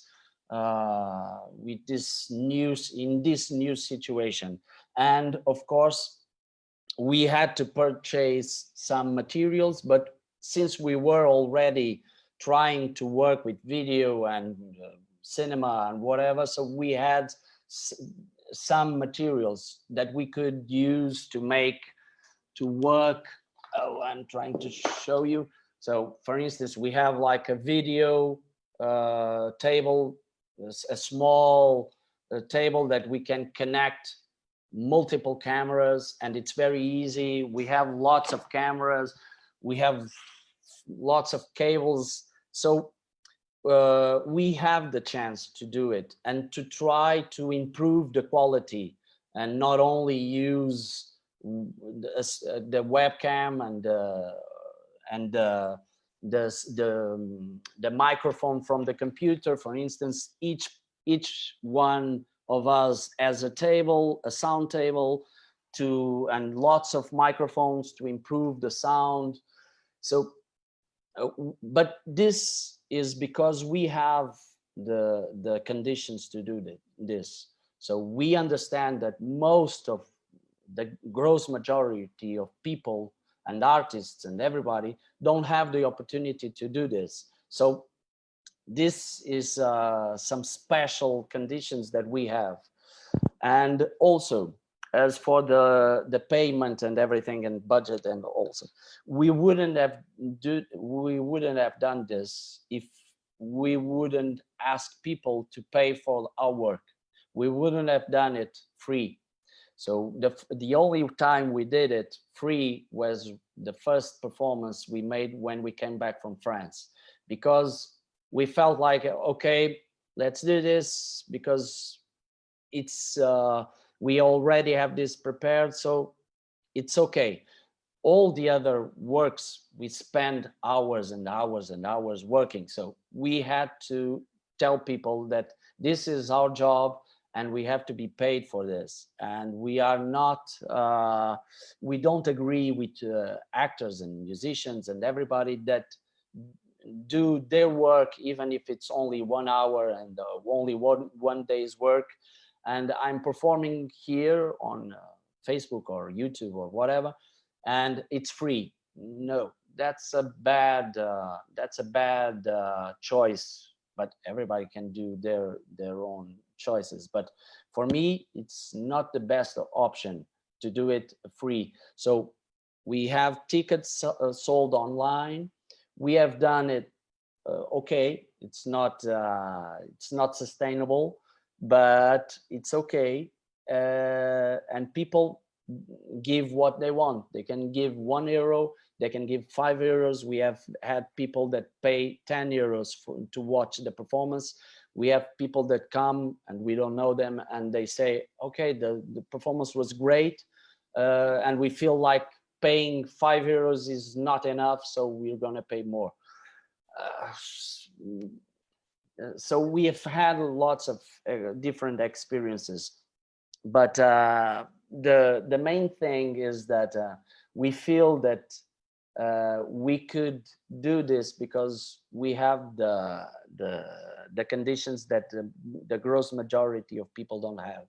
What will come from this, I don't know. I think that after there will be some echoes from the time we spent working or not working during the pandemic. I feel that it will influence what will be written, what will be said afterwards. We will talk, of course, about the environment, about health, about what happened, the tragic, all the tragedy that happened. Probably some of the memes we used during the pandemic will influence the way we will work after. Probably it will influence the relationship between actors and artists on stage and the public and the spectators. But I don't know how it will be. I'm not a futurologist, so I don't know what will happen. So thank you very much. Thank you. Vou tentar resumir aquilo que o Pedro disse de uma forma muito rápida também para passarmos à Sara, que tem estado ali à espera muito pacientemente, e obrigada desde já. Então, o Pedro começou por contar o início da pandemia e o início da quarentena, que começou com uma situação de uma aventura bastante caótica, quando estavam a regressar de França a fazer uma tour com a Alice, com uma pequena produção, e foram lá durante 2 semanas para apresentar. Conseguiram fazer uma das últimas apresentações, apresentar-se para crianças e famílias, e dizem que as reações que sentiam já no final eram um pouco estranhas, que as pessoas já estavam a começar a sentir algum medo, e foi um pouco caótico. Eles estavam a assistir a uma situação difícil, e a viagem de volta também não foi propriamente fácil. Portanto, viajaram 3 dias com o carrinho, vieram a acelerar o tempo todo porque as fronteiras estavam a fechar. No dia seguinte fechariam as fronteiras também em Portugal. E quando chegaram a Portugal, decidiram que os 3 que estavam presentes iriam voltar ao teatro e ao trabalho, sem ver ninguém. Portanto, fizeram no início de abril, fizeram um espetáculo em streaming, também à Alice, e o mais engraçado e o interessante foi que tiveram mais espectadores num dia do que muitas vezes que o fizeram, que o apresentaram. Portanto, perceberam este potencial, o potencial de apresentar performance online. E o público perguntou quando é que fariam mais apresentações. E a questão e a escolha por terem feito mais apresentações passa também por terem condições para o fazer, por estarem empregados e por terem uma situação estável. A companhia de teatro neste momento é estável. Puderam continuar a trabalhar em casa, podiam encaminhar-se, podiam ir para a sala de teatro e continuar a trabalhar. Mas o Pedro refere também que não é o caso no resto de Portugal e na Europa, e que são dias trágicos aqueles que vivemos. Portanto, eles acharam que se nesta situação se têm as condições, devem trabalhar, e se têm condições para pagar a quem podem para trabalhar com eles, que o devem fazer. Então tiveram que parar o programa no teatro, as programações que tinham para estes momentos, e aquilo que decidiram fazer online não era apenas ler um texto, não era apenas fazer algo, queriam fazer algo que eles quisessem mesmo tornar realidade, fazer. Então eles já tinham vontade de abordar alguns temas, fazer experiências, e decidiram fazer trabalhos que não teriam feito, mas que nesta situação foi possível. Portanto, nesta situação foi possível abordarem. O foco não foi apenas no texto, eles queriam explorar, queriam falhar, tentar coisas, mesmo a nível técnico, fazer novas experiências. Ele fala que a companhia estava a entrar num novo ciclo, preparados para fazer um trabalho à volta do teatro, explorar as fronteiras entre o vídeo e o cinema, os novos mídia. Então, decidiram que alguns projetos poderiam ser continuados, que já tinham em cima da mesa, outros não. Que outros projetos tiveram que esperar por outra altura. Mas decidiram explorar então estes trabalhos transdisciplinares. Não seria teatro, não seria cinema, seria outra coisa.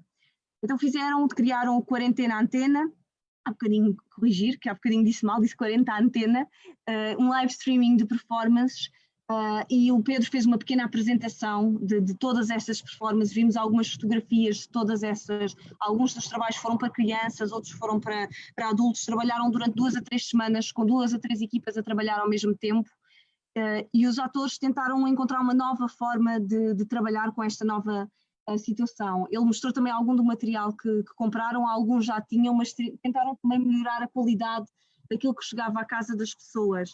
E mais uma vez ele termina a referir que era porque tinham condições para o fazer, e percebe que a grande maioria não tem esta oportunidade. Portanto, são condições especiais e não o teriam feito se as pessoas, quem esteja a ver, o público, não tivessem também pago pelo trabalho. A única performance gratuita foi a primeira, quando voltaram de França. O resto foi tudo com contribuições do público, tinha uma escala entre 1 e 10 euros, e houve pessoas que no final das apresentações quiseram dar mais. Ele diz que não sabe o que virá disto e quais serão os ecos deste tempo, mas que sim, que acredita que irá influenciar o modo como aquilo que temos vindo a fazer, que iremos fazer, escrito, e que provavelmente alguns destes meios que temos utilizados também vai influenciar a forma como trabalhamos e as relações entre atores e o público. Obrigada, Pedro, por esta colaboração. Vou passar então à Sara, que tem estado pacientemente à espera e que desde já agradeço pela presença em nome do Teatro Estúdio Fonte Nova, e refiro também que quem quiser fazer comentários, perguntas, pode fazê-lo. Whoever wants to do questions or comments in our page is free to do it, or in other pages we will try to bring them at the end of this conversation and to have a small discussion at the end.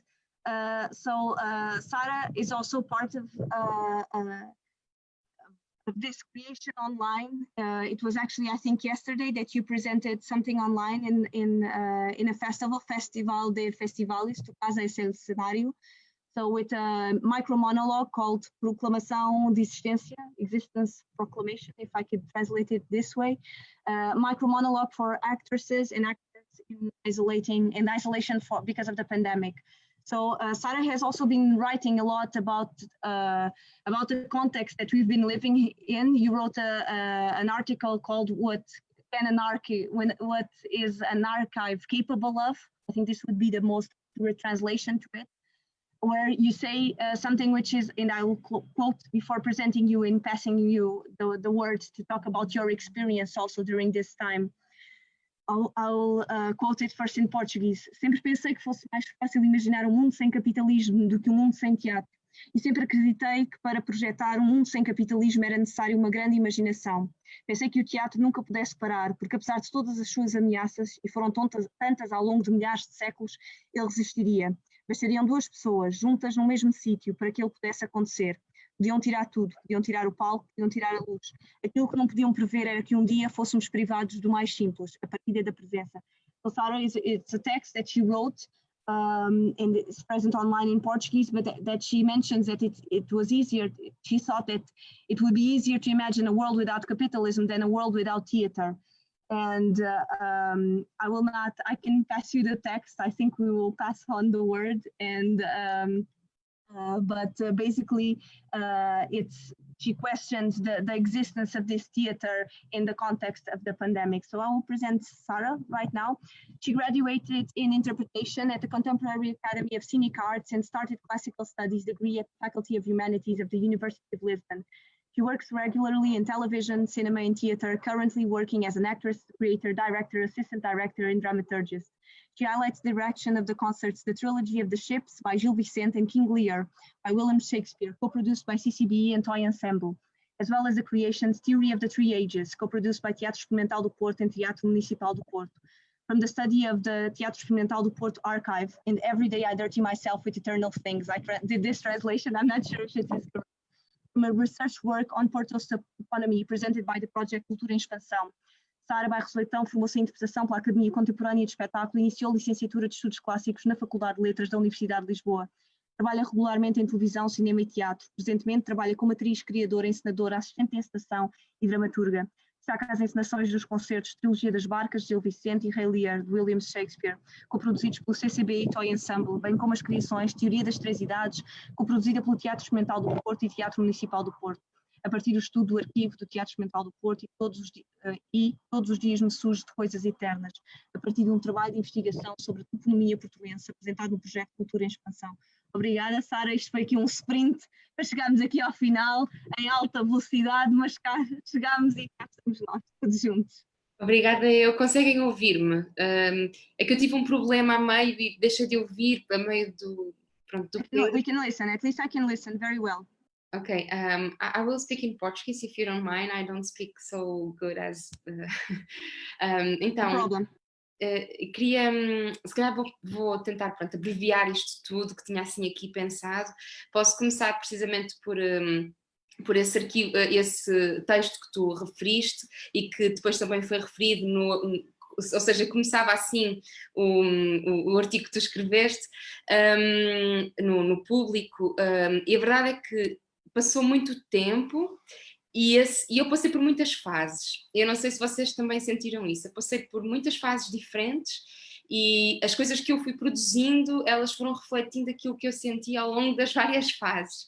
Elas foram muito distintas. Então, eu penso que, por outro lado, também assisti a tudo isto como espectadora, porque foram muito poucas as coisas que eu produzi como artista, e então também tenho usado muito o meu tempo, que é também trabalho, não é? Porque tempo é trabalho, num pensamento... ou seja, tentar perceber como é que se luta para sairmos daqui mais vivos do que mortos e com mais comida do que menos, e então isso tem sido assim o meu trabalho nos últimos tempos também. Então, como espectadora e também como artista, assim, aquilo que eu fui passando e fui percebendo é que existiram uma espécie de duas fases deste isolamento. Não sei se, pronto, isto é a minha percepção. Numa primeira fase, em que nós não sabíamos quanto tempo ia durar e que era tudo assim, foi tudo muito imediato, fecharam-nos os teatros todos e ficámos todos em casa. Nessa primeira fase houve uma grande disponibilização online, assim, muito, muito rápida, de muitas pessoas, artistas independentes, estruturas financiadas, grandes instituições. Houve assim uma grande disponibilização. Como espectadora, eu não assistia a nenhum desses materiais. Eu, pronto, respeito imenso, e a minha posição não é nem contra nem a favor, como espectadora eu não tive nenhuma vontade de ver materiais que tinham sido já produzidos e que foram disponibilizados. E faço já aqui uma declaração de interesses, que é a coisa que eu mais quero neste momento é ir ao teatro. E assim que abra o primeiro teatro, eu vou. Eu tenho uma sede enorme como espectadora, eu ia todas as noites, então é a primeira coisa. E faço outra declaração de interesses, que é: eu estou ansiosa por poder ir para uma sala de ensaios. Pronto, e é importante eu dizer isto porque isto é aquilo que eu sinto. São as duas coisas que eu mais quero: é ir para uma sala de ensaios e ir ver um espetáculo. Não obstante, não vi nenhum desses materiais disponibilizados. Vi, como espectadora, outros materiais que me interessavam mais, tais como foram falando, que foram produzidos especialmente a pensar nesta situação e com outras características. Esses sim interessaram-me como espectadora. Mas o que eu achei interessante, pronto, assim, fazendo uma reflexão, é a importância dos arquivos. Eu gosto muito de trabalhar a partir de arquivos. Eu achei que essa disponibilização online trouxe deu uma grande importância àquilo que até agora era um arquivo e que estava fechado e que era utilizado, seja só de vida, se enviar algum programador para ver o vídeo do espetáculo, ou quando nos reuníamos para ver como é que tinha sido quando vamos repor um espetáculo, ou então, pronto, só apenas como arquivo da companhia. E de repente percebemos que o arquivo pode ter outras vidas e outras coisas e pode ser disponibilizado. Aquilo que me interessou mais foi perceber outros arquivos que não apenas os registros dos espetáculos. E então existiram textos que faziam as memórias do que é que os espectadores achavam dos espetáculos, ou seja, como é que tu podes revisitar um espetáculo a partir de um texto que alguém escreveu. Acho que se passou a dar muita importância aos próprios artigos de jornal e aos objetos jornalísticos que numa primeira fase existem sempre como um complemento para tu promoveres aquele teu trabalho e que depois tu só voltas quando estás a estudar o arquivo da companhia, mas de repente era uma forma de poderes olhar para os projetos que estavam passados e promoveres esses conteúdos e essa reflexão. Por exemplo, as fotografias de cena e os fotógrafos de cena, eu acho que foi muito interessante perceber como essa profissão pode não apenas só registar e servir para a promoção do espetáculo quando o queres promover, mas sim como é que tu podes olhar para essa memória do que é que foi o espetáculo através das fotografias de cena. E houve várias companhias que disponibilizaram arquivos fotográficos e que de repente os fotógrafos de cena ganharam uma nova importância, assim como acho que todos percebemos a importância dos registros de vídeo, que até aqui, assim, de uma forma muito geral, obviamente estou a generalizar, e não, bastava uma câmara, fazíamos um registro, pronto, e tá, e se alguém tiver de voltar ao espetáculo conseguimos ver, e de repente acho que se percebe muito bem quando há uma realização do próprio espetáculo, quando os encenadores, os coreógrafos participam na montagem desse espetáculo e como isso pode ser um novo objeto artístico que depois pode ser disponibilizado e visto, etc. Pronto, isto foram tudo coisas que eu fui pensando e que me entusiasmaram, pronto, a pensar. Depois, ao mesmo tempo, esta ânsia, não é? Pronto, de fazer montes de coisas e de apresentar tudo isto, foi, acho eu, parando um pouco. Neste momento acho que temos mais as grandes instituições a disponibilizarem esses streamings antigos, de projetos que já foram feitos e que foram registados em palco, e sobre isso tenho mesmo de dizer que uma das coisas que me incomoda tem a ver com o pagamento dos direitos de autor ou não pagamento, pronto, porque acho que a situação é de pandemia, e é uma situação tão grave e é globalmente tão dramática a situação que, e sobretudo para as artes performativas, para os técnicos, para os intérpretes, para todas as pessoas envolvidas, para os dramaturgos, os dramaturgistas, e portanto essa disponibilização desses conteúdos penso que dá uma falsa ideia de que as coisas até podem resultar, e temos inclusive ministros, no nosso caso a Ministra da Cultura, que tem discursos como isto é uma nova oportunidade, vejam como os artistas já se reinventaram, e eu acho muito perigoso esse discurso. Os artistas não têm de se reinventar, eles podem ou não podem, mas não têm, porque a situação é de pandemia global e precisa de medidas sérias. Então acho que há uma falsa tentativa de mostrar uma normalidade que na verdade não é nada normal, e portanto se não há possibilidade de fazer esse pagamento, que é o normal, então acho que isso não se pode fazer. E concordo com o que diz ainda sobre o vazio e a importância do vazio, a importância de, às vezes, pronto, aquele teatro nacional, municipal, aquela instituição grande, não tem nada para apresentar, tem que fazer um serviço público, obviamente, então tem que perceber como é que com o seu orçamento consegue produzir esse novo serviço público, com as pessoas que estão a trabalhar, contratando outras pessoas, aí sim reinventando-se. Pronto, isso é uma questão que para mim é muito importante. Depois começou a acontecer uma alteração dos objetos de entrega dos projetos. E eu acho que isso é uma coisa, pronto, que é muito interessante e que se nós pensarmos no futuro, eu acho que vai ser uma coisa que realmente foi mudada, que foi a possibilidade de alterar os objetos de entrega. Ou seja, mesmo num contexto de artes performativas, como é que tu podes alterar para ser um podcast? Como é que podes alterar para uma bolsa de investigação? Como é que podes passar, por exemplo, a ter conversas online às quartas-feiras? Ou seja, como é que tu alteras esse projeto em que tentas fazer conversas sobre aquilo que estás a ensaiar e, portanto, passa a ser isto? Palestras performativas, radionovelas, ou seja, alteração dos objetos de entrega. Eu acho que isso é muito entusiasmante quando os artistas sentem esse ímpeto de alterar os objetos de entrega. Pronto.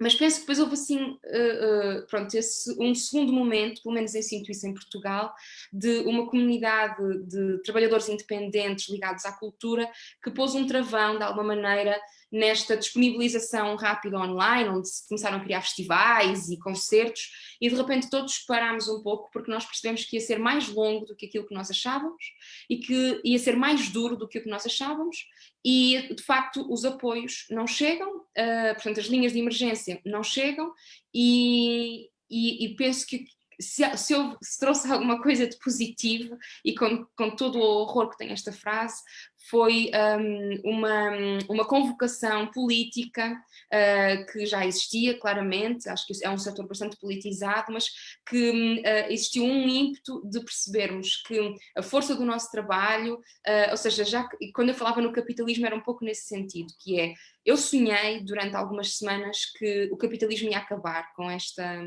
pandemia, não sei se fui a única.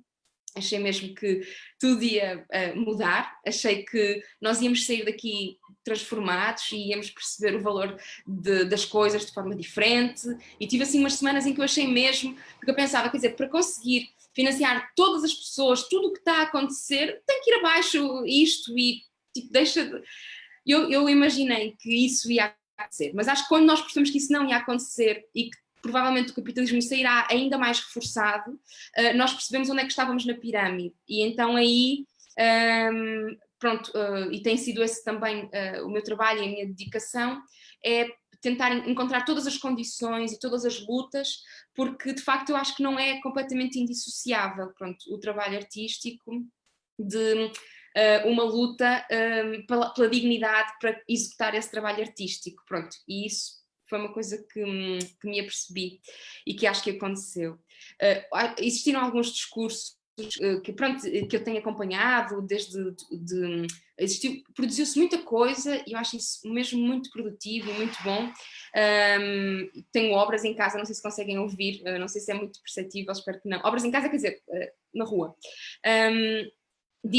Disse que o teatro ia acabar, disse-se de que o teatro online, portanto, não era teatro. Eu achei muito interessante ir, pronto, ouvindo estas coisas, porque acho que isto é promoção de discurso e de pensamento, mas também acho que é muito redutor acharmos que o teatro online não é teatro, quer dizer, como é que nós sabemos? Não sabemos, não é? Se calhar é. Acho que podemos encontrar mil e uma coisas e depois podemos dar outro nome, ou podemos dar o mesmo nome, ou claro, acho que o que interessa é começarmos a experimentar.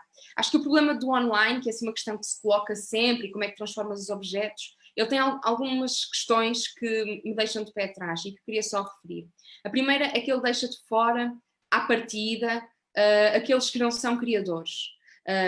A não ser, porque, tirando, por exemplo, o caso do Teatro Mosca, que em particular contratou atrizes para fazer as suas criações, a verdade é que o exemplo que nós temos visto são os próprios criadores em casa que produzem o seu próprio trabalho e que, portanto, que executam essas, mas nem todos são criadores. E um dos problemas que existiu com o único financiamento que o Ministério da Cultura lançou é que era um apoio à criação.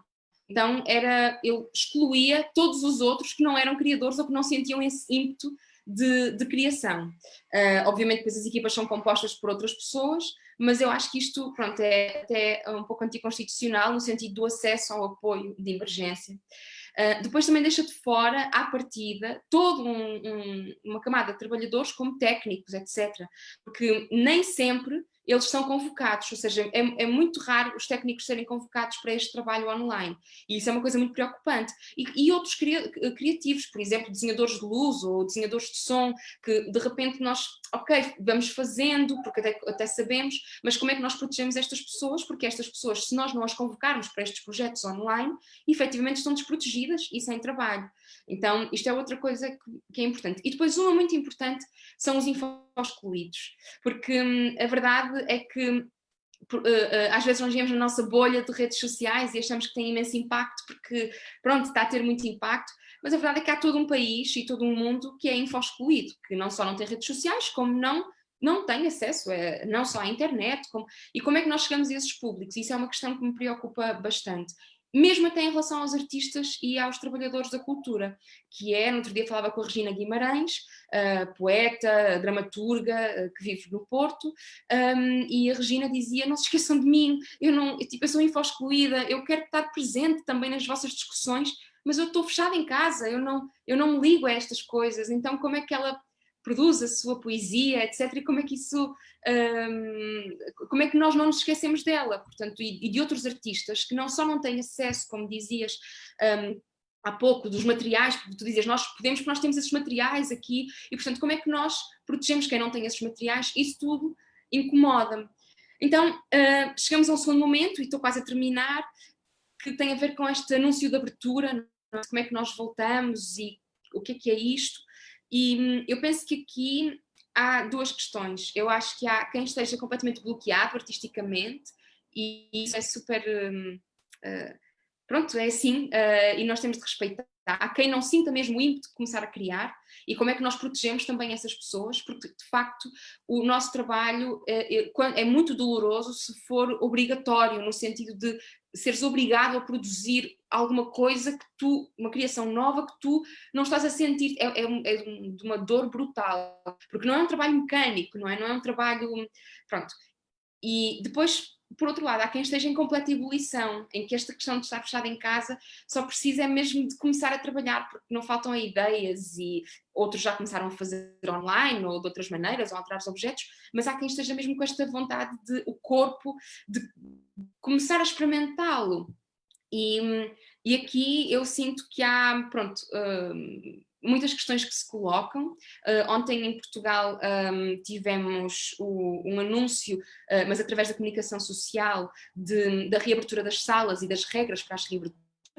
Nesse anúncio dizia que pronto, os intérpretes tiravam a máscara antes de entrar em palco e punham mal, saíam de palco, mas o palco é como se fosse assim, uma espécie de um lugar sagrado, não? Nós parece que somos imunes, já somos imunes à precariedade, já somos imunes à pobreza, somos imunes à fome, então também somos um bocado imunes ao vírus. E então colocam ali os intérpretes numa situação mesmo muito delicada, e aquilo que eu acho que é muito importante nesta reabertura é, por um lado, eu tenho muita vontade de perceber como é que esta tensão em sala de ensaio funciona, o facto de eu não poder tocar no outro, e portanto como artista isso entusiasma-me muito, poder ter isso como estímulo, pronto, porque na verdade nós vivemos de problemas, os problemas alimentam-nos, não é? Pelo menos a mim.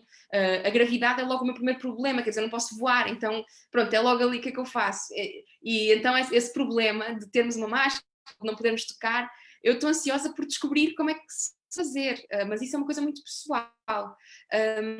Por outro lado, acho que há uma coisa muito importante, e como diziam também, que eu acho que nenhum objeto artístico deve ser colocado à frente da saúde de ninguém. Pronto, e essa questão para mim é mesmo absolutamente fulcral, ou seja, como é que nós pronto, trabalhamos nisso, e como é que nós protegemos essas pessoas, como é que protegemos quem não pode avançar.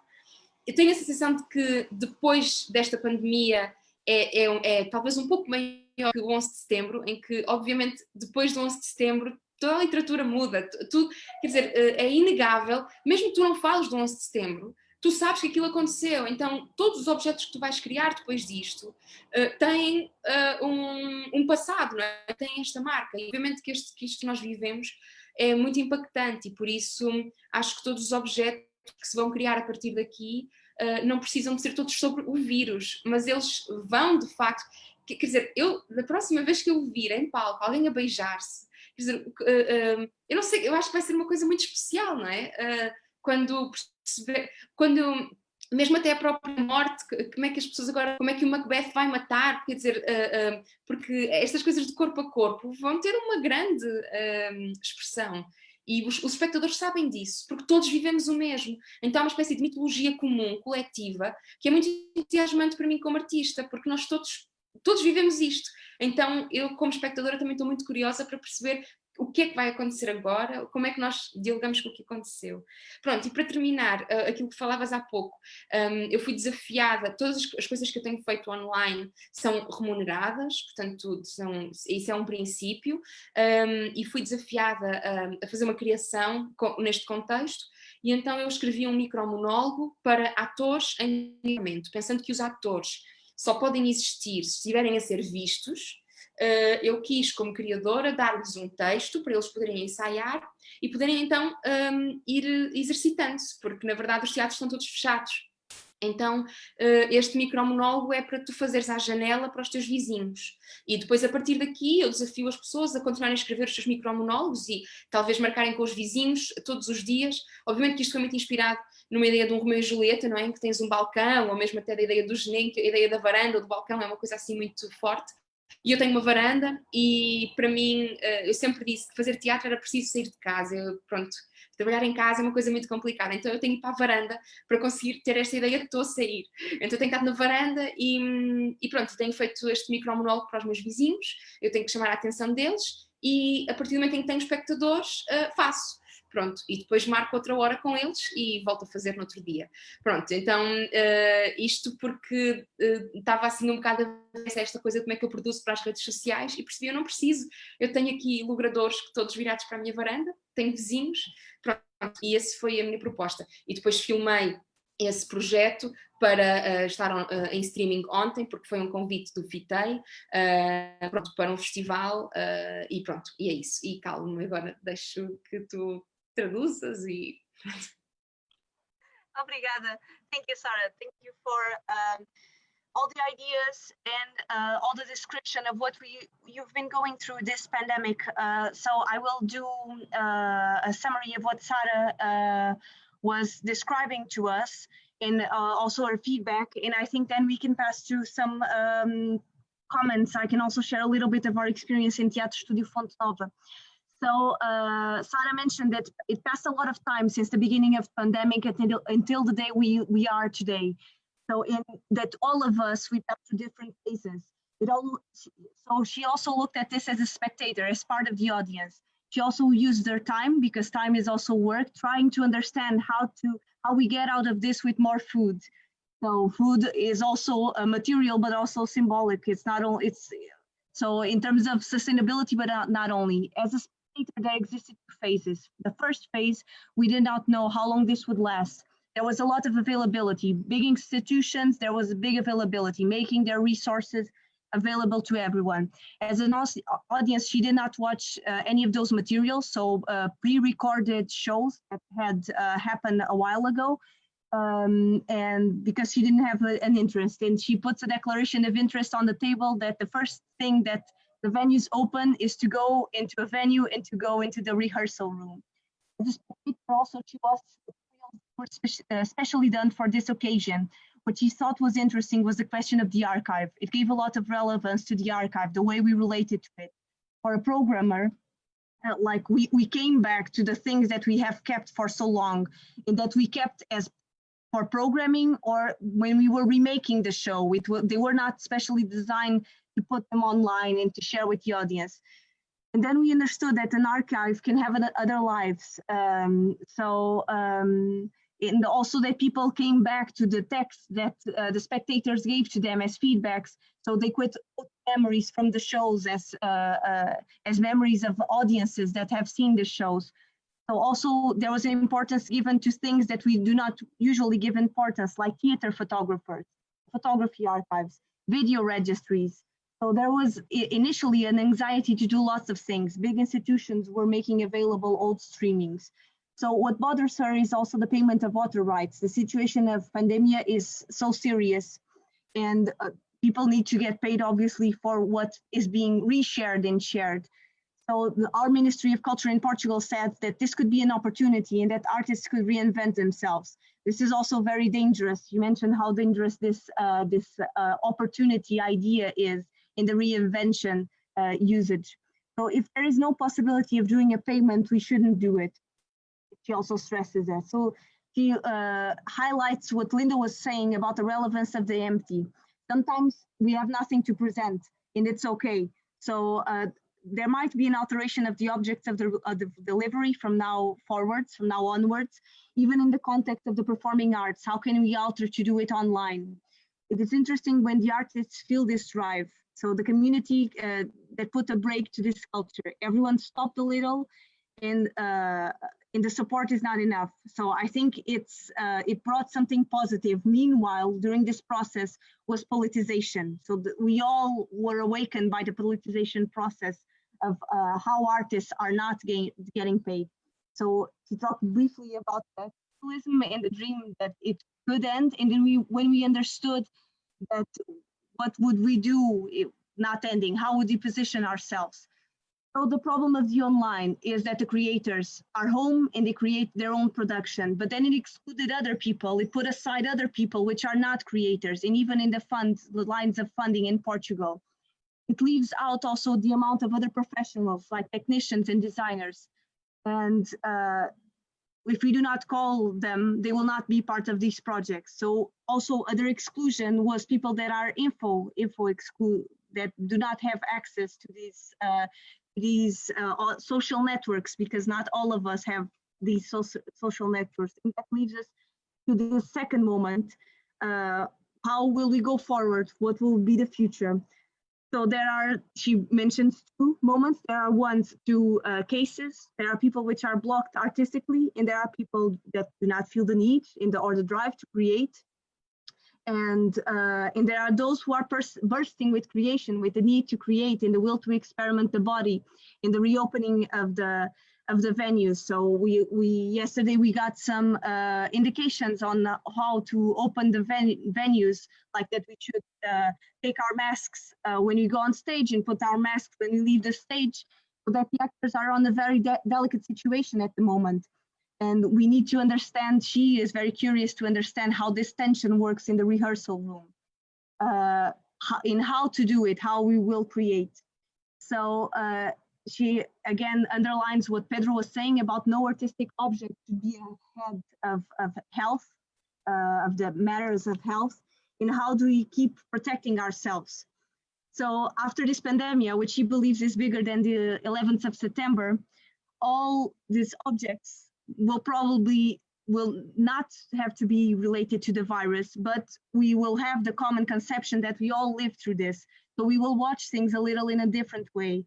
So she refers the first kissing, the first time that we will see a kiss on stage, how will we feel it? How will we receive it? And even the killing of Macbeth, how will we receive it?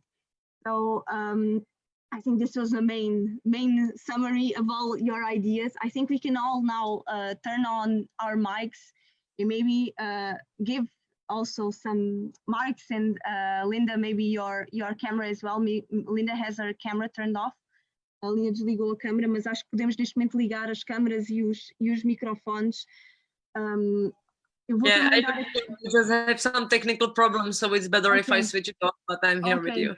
Okay, but we will open now, so if you want to give some final comments and feedbacks, taking into account all that has been said, I would just like to share also our experience as Teatro Estúdio Fonte Nova in the creation of online as well, not only with these conversations which have approached so many of you today present nationally and international, but also we did this weekend Bila Nemots, we did the white disease or the white plague, how do you prefer to call it, of Karel Čapek.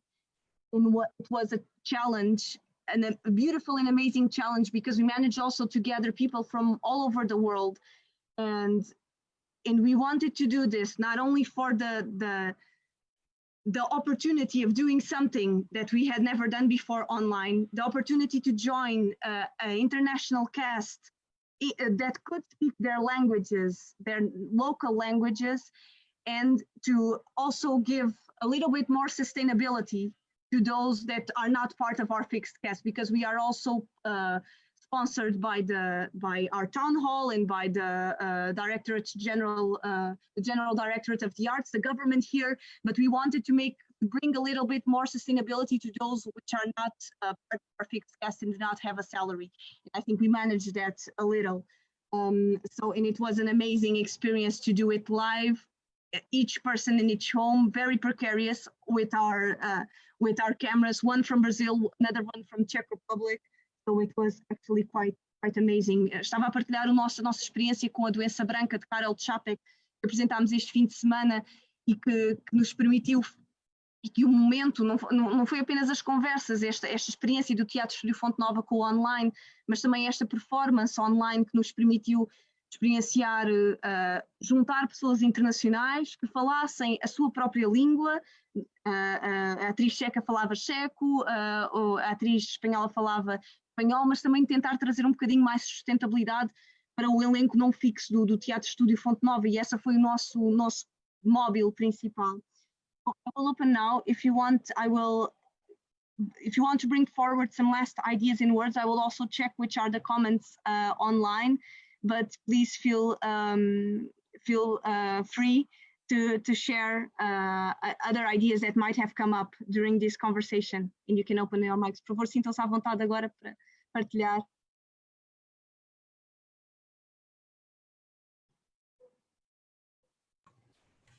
Yeah, so, well, I've got the feeling that, like, during the past, I don't know, 2 months, we were all really deep into this theme of pandemic, and actually, well, I'm waiting till the moment when we will stop talking about this. I mean, stop analyzing it, or asking ourselves what's going to happen, and I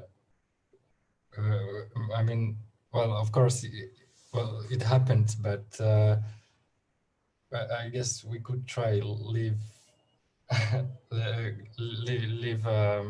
just with the possibilities we have at the moment.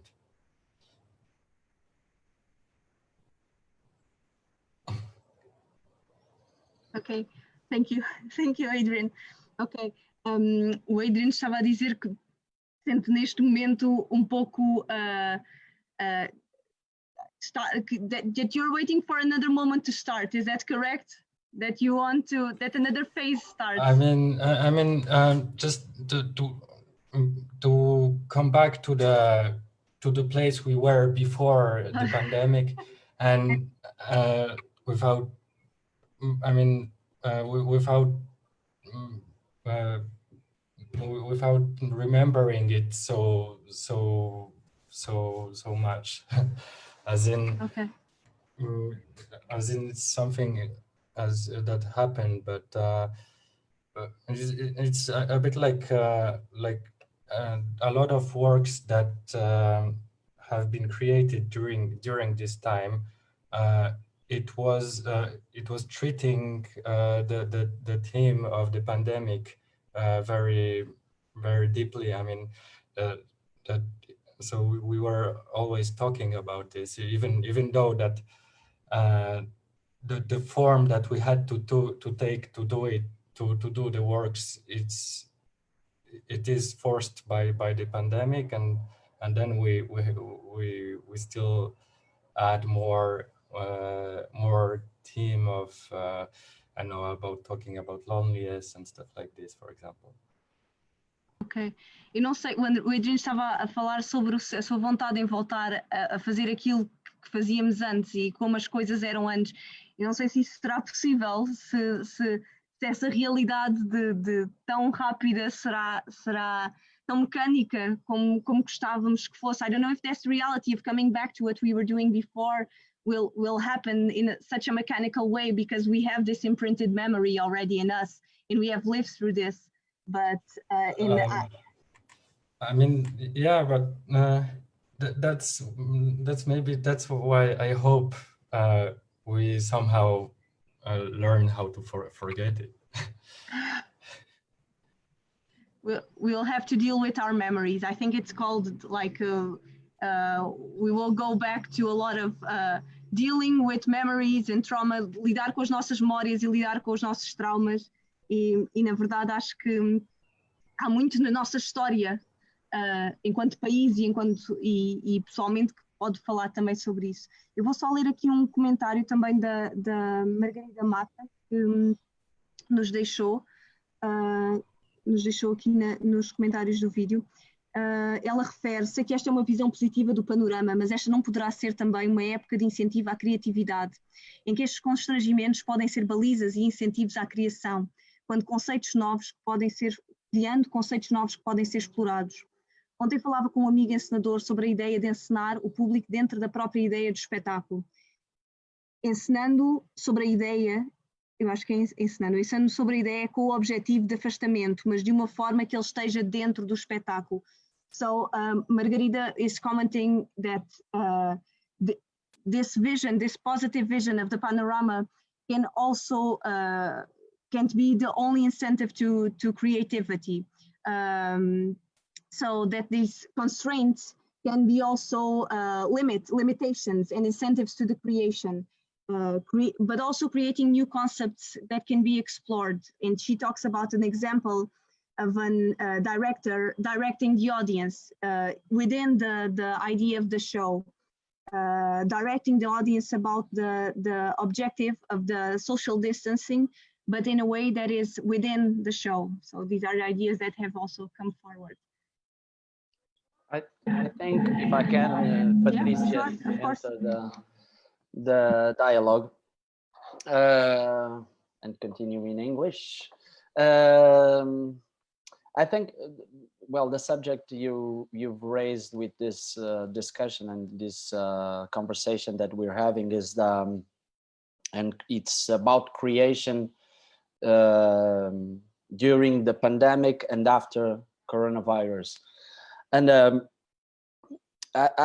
I think it's inevitable that we talk about the conditions we have or we don't have to work. And here we are witnessing an almost unimaginable scenery. We never thought of something like this. We would only think about something like this in science fiction, in novels, in post-apocalyptic romances or novels or movies. But I think that, I mean, this is quite obvious for everybody, I think, in the world. That's something that was a complete surprise for everybody. Yeah. And so, I mean, so I would maybe try more to just to work with the how to say, with the constraints we have, but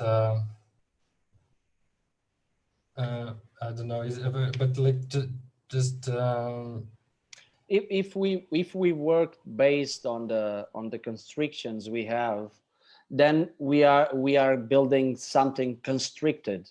If we are only doing because if I have only the means to work online and I'm doing everything just online, then it ends up being restrained, and we don't have much freedom.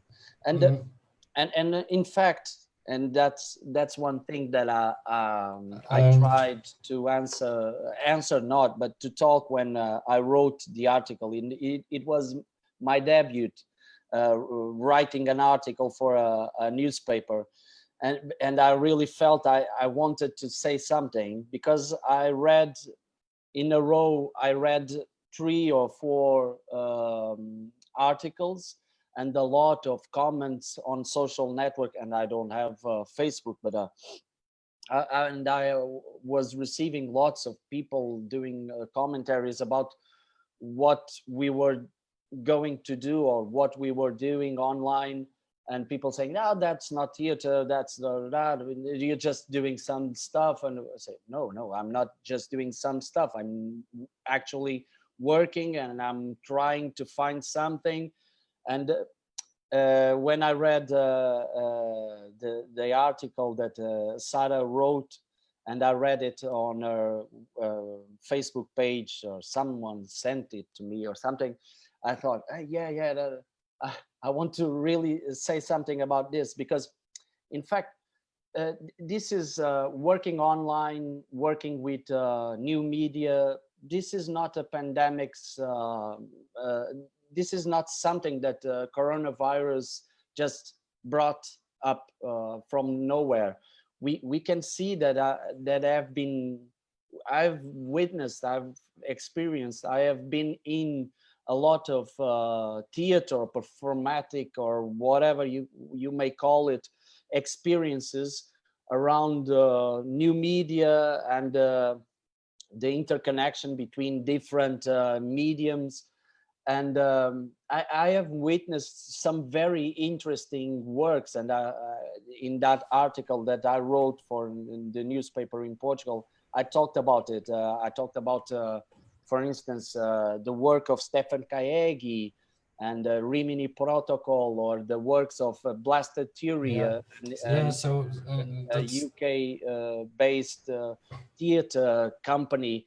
And they have made some incredible performances that work really well, that are thrilling. The work is very, very interesting.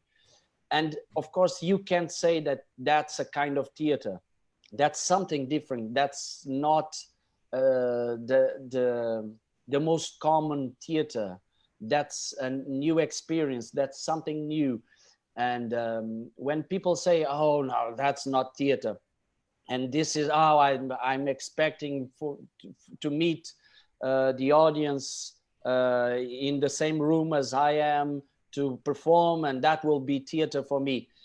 Yeah, but I can say that works really well for me, and I'm anxious, like Sarah, to go back to the theater room. I have been in the theater room recently, but I'm anxious to get back to rehearsal and get back to the performances live. I'm anxious to do all of that, but because I was doing a lot of work that wasn't like that, I was doing a lot of work that relied on the audience being the performer, and I was doing a lot of multimedia work and preparing a lot of work that was going from movies or cinema, photography, archives, or whatever. So because of that, I can say that what we are doing is so valuable as doing a performance of Shakespeare inside a theater in the Globe, and saying the test. What we must face is that if you're doing it online and you're doing it with some multimedia, then you have to think about that, because you're working for this media and you have to work with it, and not just, oh, I'm going to do a performance in my place like I would do it inside the theater, and then I'm going to broadcast it. Yes, that will but be that's very poor. That's what I meant, that we should maybe treat it as an exercise or something like this, as I mean, like to think with the possibilities we have, but without, you don't need to repeat yourself each time that, oh, I would have been I would have done it another way if I could. Yeah, that's the project that well, we're here, and we are trying to, like, for example, we did the Balladina thing, and nobody has seen each other live during the whole project. Only me with the en scène have seen each other, and for me it was more like, I mean, I was thinking of it like an experiment, more than I don't know, a handicap or something like this. Sarah, do you want to share? Queres partilhar alguma ideia final? Não, eu por acaso, quando o Pedro escreveu aquele artigo, foi engraçado porque eu não escrevi um artigo, aquele é um post de Facebook, então não foi com uma grande... pronto, eu gosto de arquivos e na verdade aquilo foi para contextualizar um texto que eu tinha escrito para o Teatro Nacional de São João, que resistiu um pouco a esta coisa de disponibilizar online e começou logo na primeira ou segunda semana a disponibilizar um caderno que eles tinham feito, que juntava 100 espectadores, e cada espectador escreveu um texto sobre uma memória de um espetáculo, porque era o centenário do teatro. E então eles começaram por disponibilizar esses textos, porque o teatro fechou no dia seguinte a ter feito 100 anos, portanto ninguém tem aquele caderno, e pronto, eu escrevi um texto para um espetáculo para contextualizar aquilo, estava a refletir como era interessante outra possibilidade que não apenas a reprodução online de coisas que já existiam, ou seja, o que é que como o arquivo pode ter vida. Mas de facto eu concordo quando dizem que há, ou seja, eu quando ouvi algumas conversas online sobre o online, pronto, conversas online sobre como é que é isto do online, e algumas posições, pronto, de facto são muito fraturantes no meu ponto de vista, que é quem sou eu para dizer se isto é ou não teatro. Acho que o mundo e a história do teatro já nos provaram, e penso que isso também era um pouco aquilo que eu queria dizer no texto, que já se reinventou de tantas formas, que claramente isto é uma resposta, e concordo, quer dizer, a verdade é que existir vídeo em teatro desde o piso 14, sei lá,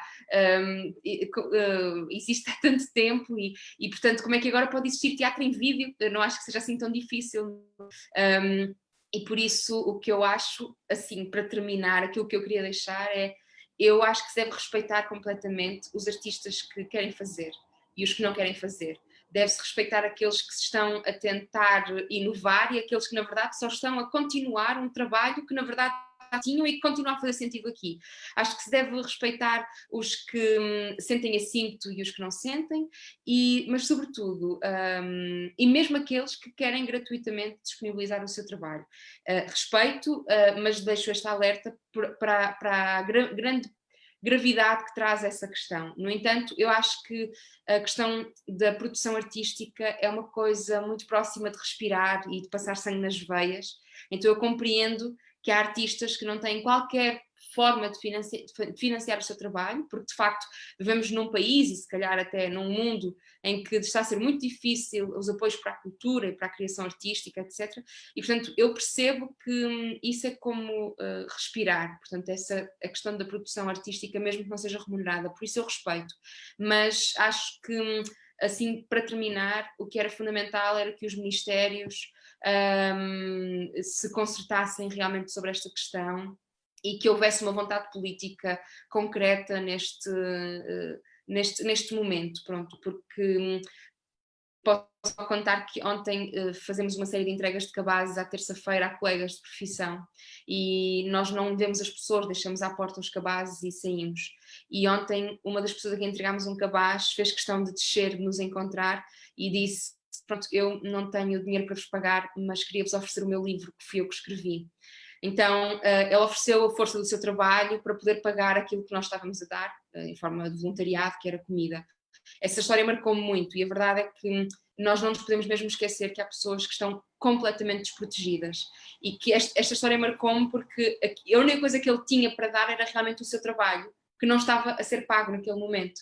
E ele tinha editado um livro, então ele deu-me um livro para poder pagar aquele cabaz que foi feito com a ajuda de todos os nossos colegas. E por isso acho que o que é fundamental é nós unirmos mesmo neste sentido, porque concordo que a criação artística, ela de estômago vazio é mesmo difícil. Pronto, era isso.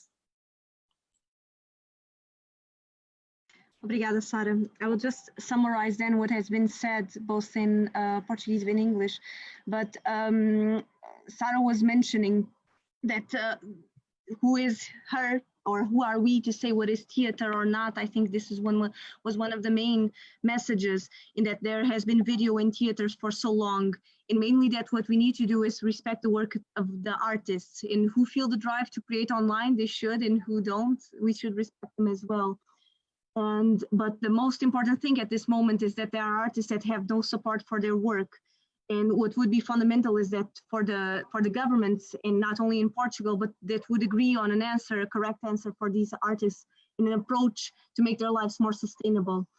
So she told a story about the baskets of food that they are delivering, and that yesterday there was one of these people that they were delivering it that had no money to pay, so he paid, or she paid, with a book, and that since his or her work was not being paid at that moment, it was the only way also that this person had to pay. I also want to say, Sara, that when you were mentioned about the InfoExcluídos, the performance that you were doing is actually making a bridge into the people that could be info excluded, and it can also be a way to reach. I know that not everyone has social networks, but I think the time that we live in that it enhanced isolation, especially in the